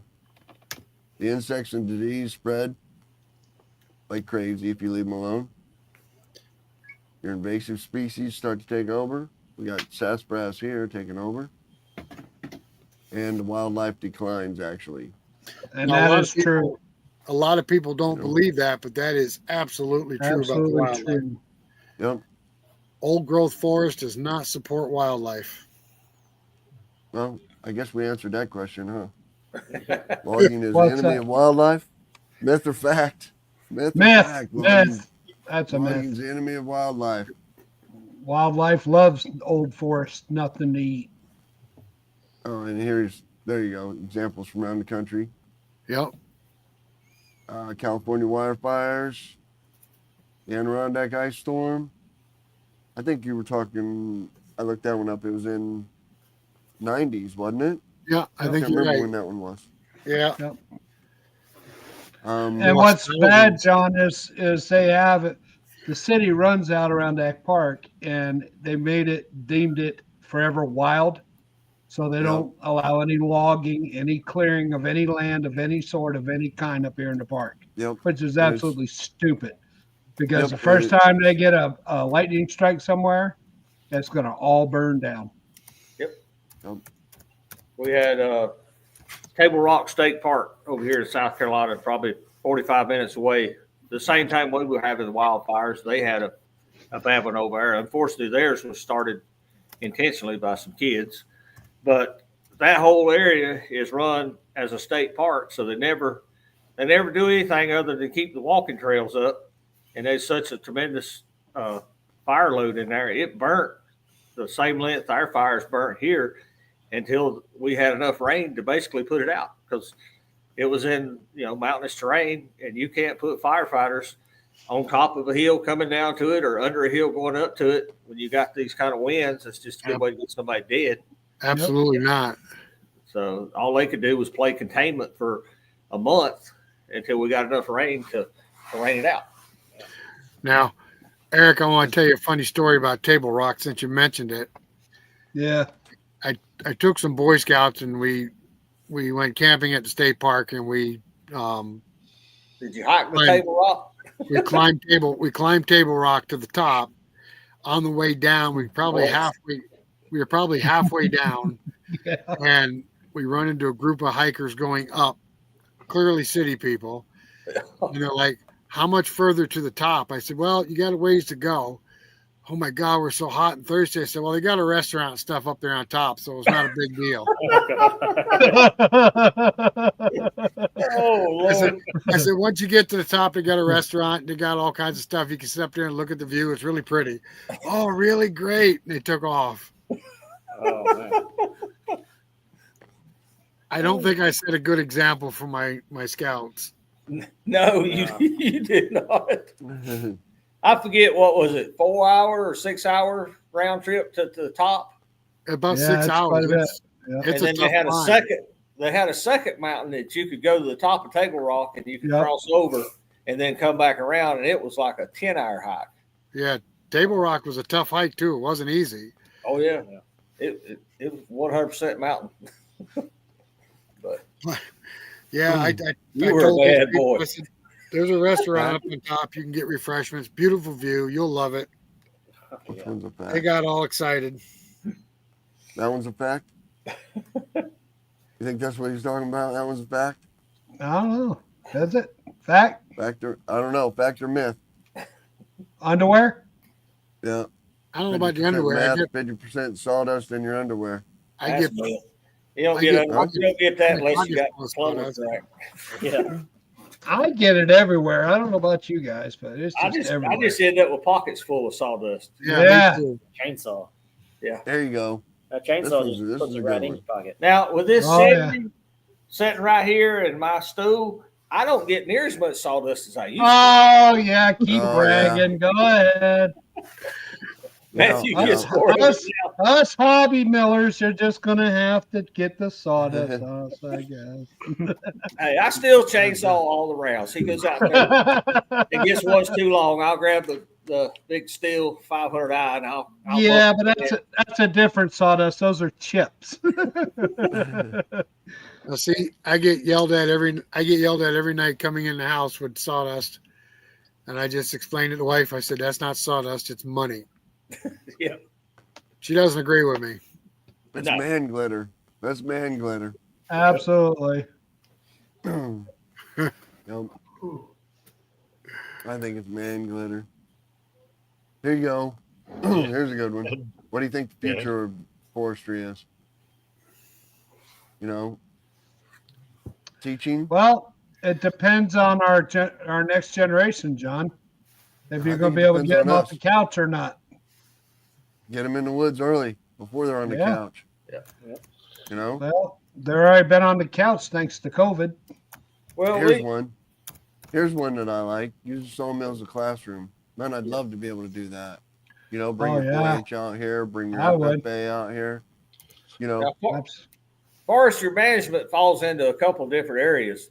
Around here, we have a forest pine that they plant with the intention of harvesting it every 20, 25 years. That's a clear cut type harvest. But Right. that's completely different than managing a hardwood forest where you go in and you selectively cut the mature trees to allow the 12, 16-inch trees room to grow. well, You got to have both. If we don't have the pine industry taking, thousands of acres of clear cut pine and turning it into paper, plywood, different things, we lose the whole industry. But we don't need the whole country clear cutting pine. No. right. So when my in-laws have their place logged up there in Adirondacks, and we were up there, and the forester who was doing it in selective logging, had a place that was clear cut, probably a city block, size. It was he just clear cut, but all they ever do is selective harvest up there. And so I had to ask, I said, why are you clear cutting this? And he said, man, it's bringing in the small trees, it's bringing in the bushes, it's bringing in the wildlife. You know what I mean? He said the wildlife can't, if you just continually selective harvest out of that, you have no open areas. Yeah. You're bringing in no new trees. You know what I mean? You're bringing in no new bushes. You're bringing in no new wildlife. Some of that wildlife can't live in an old forest, an old growth forest. It takes a good mix of everything. And and it impressed me that they were doing that, Just, But our son, I'm sure Neil will tell you the same thing down there in Mississippi. They plant thousands and thousands of acres of set out pines, and they create a great forest habitat for 20, 25 years. And they come in and they take it all out. And within 6 months, you've got a canopy back in that forest of just immature weeds, immature trees, while they're waiting on the new growth that they've replanted to come back in and take over. And in 10 years, all that stuff that grew up real quick is dying back out. Well, I don't know if you guys ever noticed or not, but a lot of times they'll change direction of a road here, and the old road will become unused. And within 10 years, that road is gone. Oh, yeah. Between the seeds falling in the cracks and coming up. And I mean, it's just absolutely incredible how nature takes stuff back. well, here's one I found on the future of logging. Let me see if I can find it. I should have found it before I put Oh that my up there. That would gosh. have been a good idea. Never seen Again? that one. There you Again, go. There you go. You know what that is? A building? Yep, made of wood. Is it? Now, Mass wood. yep. we rode wood structure. we There's rode one right through there. Raleigh, Durham a year or so back, and there was a bunch of these type dwellings going up, 3, 4, 5-story buildings, and they were all stick framed. And the reason they were stick framed is somebody did the math that they could buy 2x4s and 2x6s and sprinkle the whole building cheaper than they could buy concrete and build a concrete slab 3 or 4-story building apartment complex. Well, No kidding. yeah, this is. That's a lot This of wood is- there, it's brother. called- Build something It's that called tall. mass timber. It's called mass timber. So it's not like buying a 2x4, you know what I mean, or buying a 4x4 and building a building or anything like that. It's glued together and it's specially made, specially manufactured. Explain to me it's- why we don't have plastic 2x4s in this country instead of all the waste that we put in the trash dumps. Plastic and wood pulp, and you can make Yep. 2x4s that'll basically last forever as long as you don't light it on fire. Yeah. Or you can Well- make 8x8s for railroad timbers that we use around our yard that last forever. There's the other thing with that new building, that new mass timber building, is the fire resistance, in it. Is the fire gets started and it actually chars the wood and then it won't burn the rest of the wood because the outside's charred so fast that it won't. It meets all fire qualifications. Huh. It's look, I mean, not as much as brick. Of course, brick doesn't burn as much as that wood does. Right. You Now, know, you northern but it's- guys are close to Canada. They're real big on this pink wood that's been sprayed with some kind of anti-fire coating. Is that really worth the effort? I don't know, but I know that mass timber stuff. They're saying it's worth it. They're saying it's the new steel. I mean, it holds up to earthquakes better than steel, and almost as good as concrete. It's fire retardant. They're building skyscrapers with it. Structurally sound. Yeah. How long is that You glue know? gonna last, though? Yeah. Once I'm it not starts a, to delam, it's all coming down. I'm not I an don't know. environmentalist, but I am a conservative, and there's no sense in wasting and burying stuff that we could recycle. We recycle good with metal and steel. Maybe it's time we learn how to do plastic. And I'm not talking about buying a T-Rex board that costs you $35 for a 16-foot piece of it. Right. A reasonable Right. price that people would buy and use. Well, I can tell you right now, a lot of people don't realize it, but plastic can be broken down back into oil. Did you know that? Yeah. I've seen some guys using those vacuum type converters to Right. turn that back into a petroleum product. Yeah, it takes heat and vacuum, but you can turn plastic back into a petroleum product. Hmm. You That's know what what I he's tell talking them about wood. We grow it, we harvest it, we make something out of it, build a house. 100 years later, that house gets bulldozed, gets buried, turns back into dirt, and it grows more trees. right? It's just like the old body. It's a full cycle. Goes around and around. Andy, you ever heard of that pink wood he was talking about?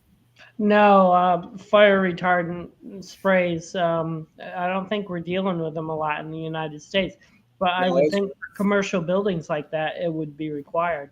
No, it can't. It's a big thing in Canada. They Mhm.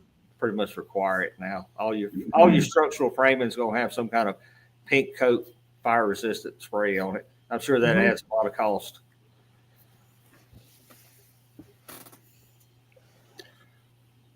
Yeah, Joseph on here saying that a 16 foot by 6 inch by 1.25 inches thick costs $95 of that plastic wood you're talking about. Yeah, that's That's ridiculous. it is. That's that T-Rex like they use for decking, right? Right.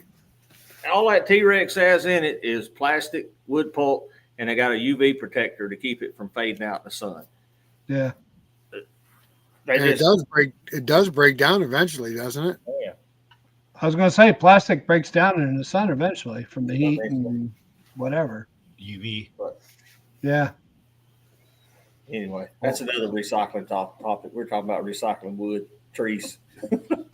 So Did Craig say something? I thought you fell asleep, Craig. No, not quite. Oh, good. Okay. not quite.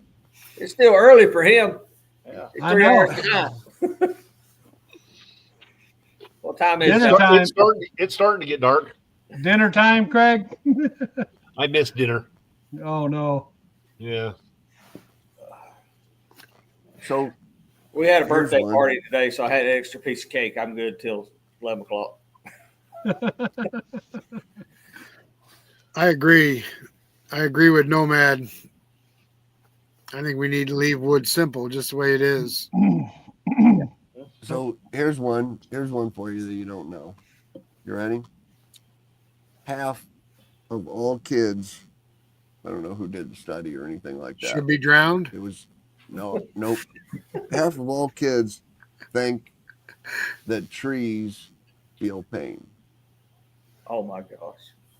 Phil Payne? Feel pain. But now you ask them if the grass gets hurt when you cut the grass, when your dad goes out and cuts the grass, and they don't think that hurts, or when the bushes around the house are trimmed, that doesn't hurt. But half of all kids think that trees feel pain. They didn't dream that up. Some nut and berry told them it. They don't. You know, Was that part of the woke crowd that did that? I don't know. No, that was the American Logging Association in their classes No that kidding. they have. Is that the Yep. same kids that like Tide Pods? Yeah, I don't know. I didn't know they asked that question. They just like the But it was taste of them. It was the American Logging Association having classes with kids. Oh, wow. And when they take gotta those be kids kidding. out to the forest and the woods and show them the logging process. You know what they half say of them- about history? When we don't learn history, we're doomed to repeat history. Exactly. I was just going to say that. But John, I like your idea of doing classrooms at a sawmill. I mean, bring a school out to your sawmill and teach them how to cut wood. That would be awesome. That's Absolutely. one I reason think I'm on that's- YouTube, is trying to teach the Absolutely. next generation if they want to watch. We're not Yep. here to play games. We're not here to laugh and cut up. I'm here to teach and show you what we're doing, sawing as well as running a business. And I wish I'd had enough sense when I got started to watch somebody like me that was giving you free information. All you got to do is take it in. We didn't Oh, have you you. guys, yep. exactly. I've had people come out and just, who've never seen the inside of a log, you know what I mean, before, and just looking at that, just cutting that open and being able to look at that and see it. We and- cut every day. Don't the you get first- excited when you open a new log and to see Every something? I get single excited time. every hardwood I open, for sure. I think that's what got me hooked, was opening it up and seeing all the different. It's like a Absolutely. Christmas present. You rip the wrapping off Absolutely. and see what's there. Absolutely. Sometimes it's But- sometimes it's, oh man, come here, Matthew, look at this. Yeah, or Right. sometimes it's a gate latch and you're cussing. Sometimes it's a gate latch. You gotta turn Oh, the camera off. I was going to ask you guys, how much metal do you hit with your timber? A lot. Quite a bit. I've got a plastic screw bucket in here screwed to the wall, and Yeah. it's about to overflow with nails and bolts and latches. One day I'm gonna build me an office table. Just pour it Yeah. all in there. How about a electrical connector Oh my gosh. from the Yeah. 50s? I found that in the middle of a 40-inch Oh. pine tree. Oh my gosh. And I know the guy that cut them. He cut them in 20-foot lengths, and this wasn't a butt cut. So it had to be Really? above 20 foot off the ground. Holy cow. Yeah, because usually when people bring us wood, we tell them first 8 foot we don't take. Yard trees. Yeah, Yard yard trees. trees. We hit Worst metal. It's cost of I doing think- business. I've hit numerous clothesline pulleys, but I think the worst I ever hit is I hit a horseshoe in the middle of a log. Mhm. Ooh, They say they used to take horseshoes and hang them up Yep. on the limb of a tree and it would grow into the tree. I was I hear sawing some white pine this past week, that come down from the hurricane. They actually come off my neighbor's property. Cousin over here's tree man grader. He was doing the cleanup and brought it all to me, and I bought it. And I hit a little patch of 2 nails. And as soon as I hit it, I knew exactly what it was, because we have a group around here. It's called the FEDA Trails, where they ride, the homeowners give people permission to ride their horses through. And they got a little diamond sign, and it's got a nail here and a nail here. And if it was daylight, I could see one right there on my neighbor's tree. 2 little 10 bitty nails wiped out a brand new blade. I'm like, man, burn it. Well, you was talking about earlier about those people that the tree huggers that hated all the clear cut. But you remember years ago out west where they were taking those spikes and nailing them into the trees for whenever they cut the trees in? They put a few people in jail, and that pretty much put an end. Oh my God. Could you imagine hitting one of those? Oh, with my mill, it's a $40 flew up. Absolutely. But you take a guy with a big Edmondson sawmill, and he's got a 48-inch blade. That's $3,600 for the blade, and he's got $1,000 more in teeth and locks. And you hope he didn't get hit with the teeth and locks when they come. Absolutely. Yeah. That horseshoe you hit, Rick, that was with your circle mill, wasn't it? That was with the circle mill. The worst, that went through the horseshoe. It only dinged like 4 teeth. I did hit a cobblestone in the middle of a tree. That put all the teeth and shanks through the roof. I bet so. And messed up the blade. I thought I was done for sure. Wow. Had a guy come out, took the blade off the mill and rolled it in his van, hammered it back straight, put new teeth and shanks on it, and put it back on the mill in 2 hours. I couldn't Can you believe see it. my circle blade hanging up there? Yeah. Yeah. I got one. I bought 5 of them off a guy a couple hours from here, a year or so back. I got one left. And you know how all the shanks look nice and turned? Right. The pockets. That one's got 2 pockets that look like this. I mean, it ripped the pocket slam out of it. I thought I wouldn't want to have been anywhere around when he hit whatever he hit with it. Ooh. Yeah, I thought for sure I ruined my blade, and the guy come out and looked at it, and he's like, "No, I can fix it." And he rolled it in the van. I said, "You want some help?" "Nope." He closed the doors. "I'll let you know when I'm ready to come out." That's a lost art. Yeah, it is. It really is. Hammer one and fix one. He was an old feller too, wasn't he, Rick? Yeah, he was an old guy. Yeah, I had a 63-inch blade. 63-inch blade. They're about like aluminum welders. They ain't gonna let you watch. No. I just tell you what I'm doing and give you a bill. Yep, that's exactly right. Yeah. Oh, loose handy. I think he fell asleep, fell out of the chair. Uh-oh. Paul hasn't been typing on here too much because usually the other one types on here. I wonder where Paul is. Now, have you guys had any luck trying to sell wood to the professional industry? I sold my 35 when we bought this 70 to a guy up in Tennessee. And his whole purpose of buying that mill is he had gotten into years ago cutting maple. That's all he cut. Said the longest log he'd ever cut was 5 foot. Yeah. He would cut it and book match it, and he'd sell it to Gibson guitars. Just about every Gibson guitar for the last 20-something years that had his maple on the face of it. And he sold his mill, kind of got out for a little while, and got back in it and was renting somebody. So I said, "Well, you need to quit renting. Come by."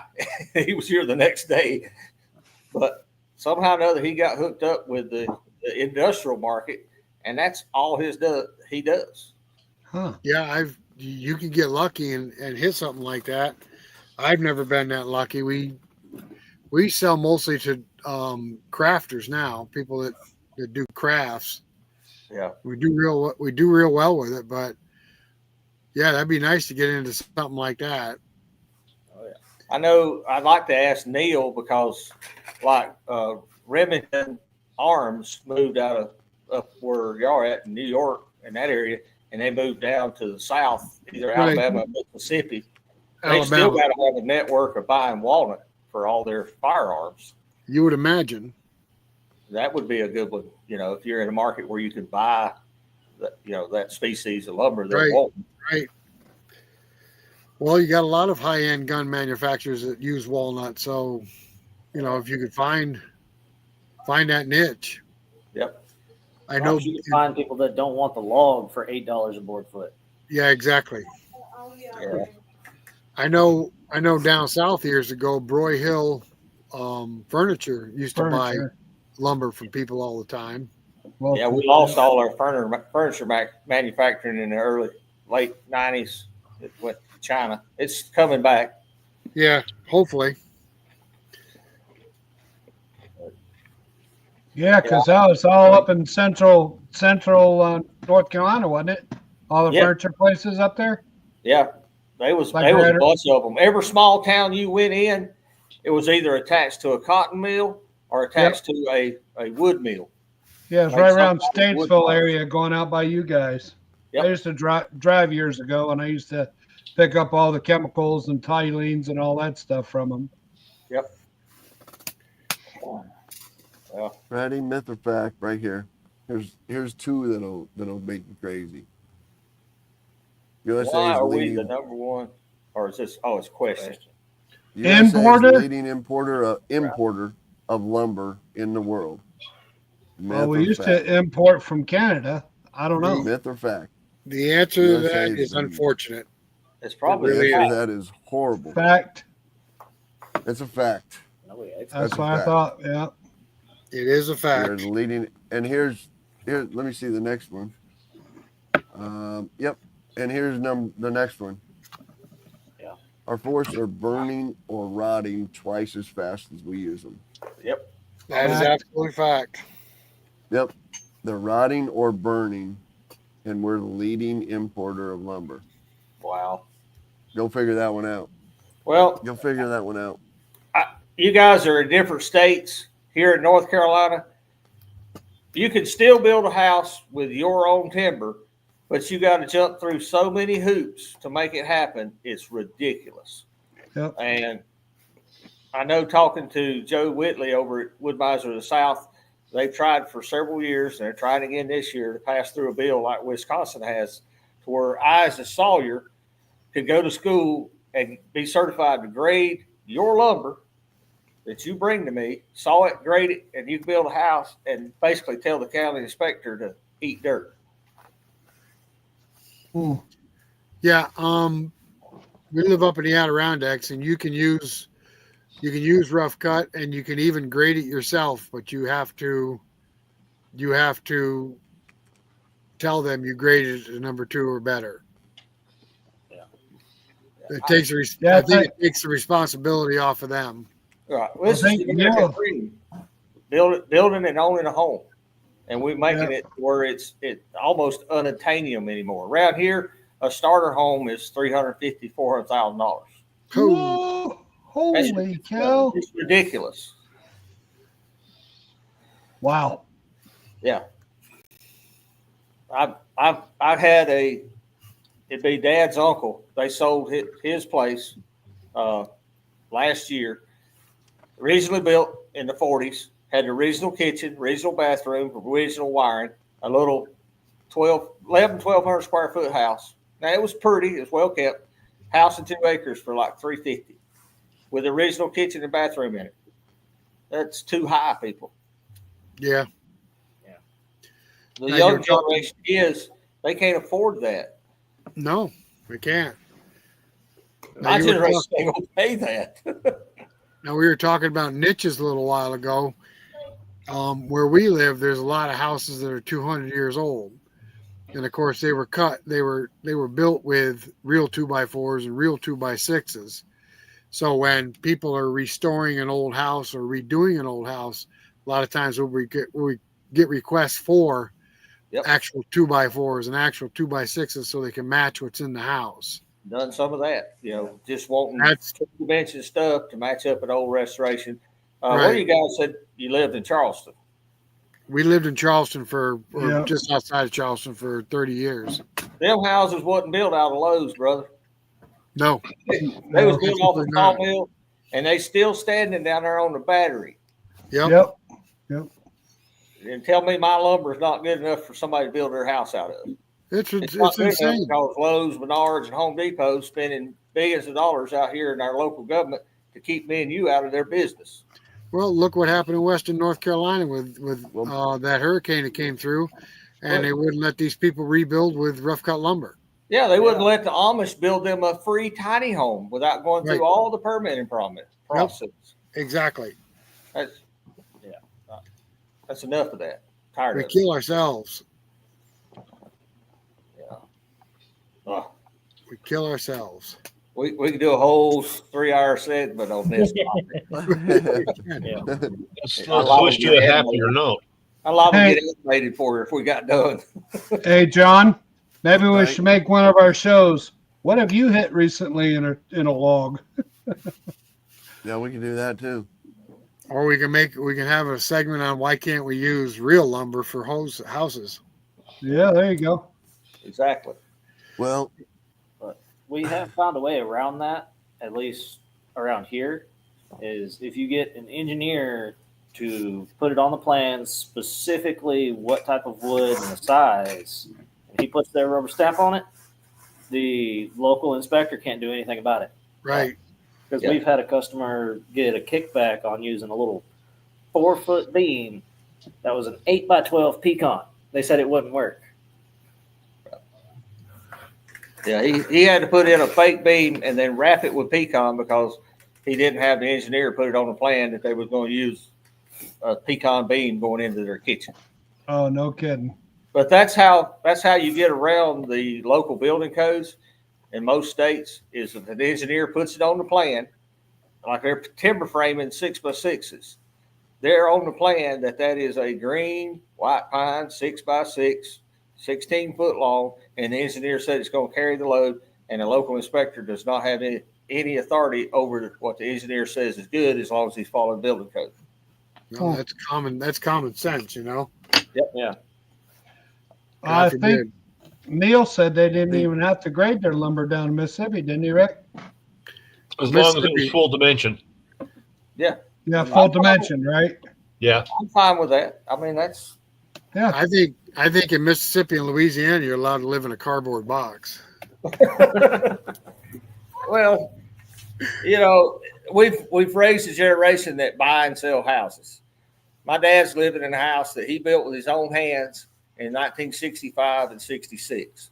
My oldest son's living in a house over here that my grandpa, my mom's dad, built from 35 to the day he died because he kept adding on to it. But, we've raised a generation that move and buy and sell. Not everybody does that. If a man wants to build a house to spend the rest of his life in, it's really none of my business or yours. No, that's true. And I don't understand the rules. We just gotten carried away. We could talk, like we said, we could talk about this for another 3 hours. Oh, I have so many customers that are from New York, not necessarily upstate, but New York City, New Jersey, New Hampshire, Connecticut, that are moving down here in this area, and they tell me what they're paying for property taxes, insurance, and this, that, and the other. I'm like, well, by God, no wonder they're leaving. Yeah, but it's not bad up here where we are. It's No, all you're down far around up. the cities. Yeah. The Yeah, they city, get the crazy. cities is what get taxed to death. Our taxes aren't really that bad up here at all. That's good. I can so tell you the truth I'll right. play I the can dead- tell you the truth right Right. now. If we got a big earthquake or a big tsunami and New York City were to drop off into the ocean, New York would be a red state almost immediately. Yeah. You're exactly right. You would be. Almost immediately. Well, Illinois would if Lake Michigan had just come down a few more feet too. So A little bit of flooding. yep. Yeah. So Well, I'll play the devil's advocate on the lumber business, and if you don't have some kind of control over that, like Rick just said, they'll be building houses out of cardboard boxes. You know what I mean? And when I buy a house, when your granddad built that house out of sticks and cardboard, and I buy a house, I don't expect cardboard to be in the walls, holding up my house. You know what I'm saying? So there has to be something. There I'm has to not be saying- some control, but we've went to the point to where we don't allow the homeowner, the property I owner, absolutely to agree. build a house that he wants to live in for the rest of his life. He has to go hire a contractor, and then the county doesn't care what the contractor does because he's got a good name and he's building crap. Because I've walked in Right. behind and I'm like, who inspected this? Yeah. Yep. But they take the homeowner and they beat him to death because he don't have a license, and they're out there nitpicking every little thing he does. And I've got contractor buddies. What do you do waiting on the inspector? We build without him. Tell him he was too late. You know? No, I can agree with that too. You know, I can agree with all of that. You're too I was late, just no saying inspection. There has to be something. So Yeah. it's just like, so here's how I relate that to, and I relate that to in Illinois, right? They passed a bill, Indiana passed a bill too, actually, that in order for me to sell eggs out of my house along the road, Yeah. you know, farm eggs, I've got to have a food handling license, and my chicken house has to be inspected twice a year. See, I have to pay $160 twice a year to have my place inspected, and I have to pay $80 twice a year to have a food handling license.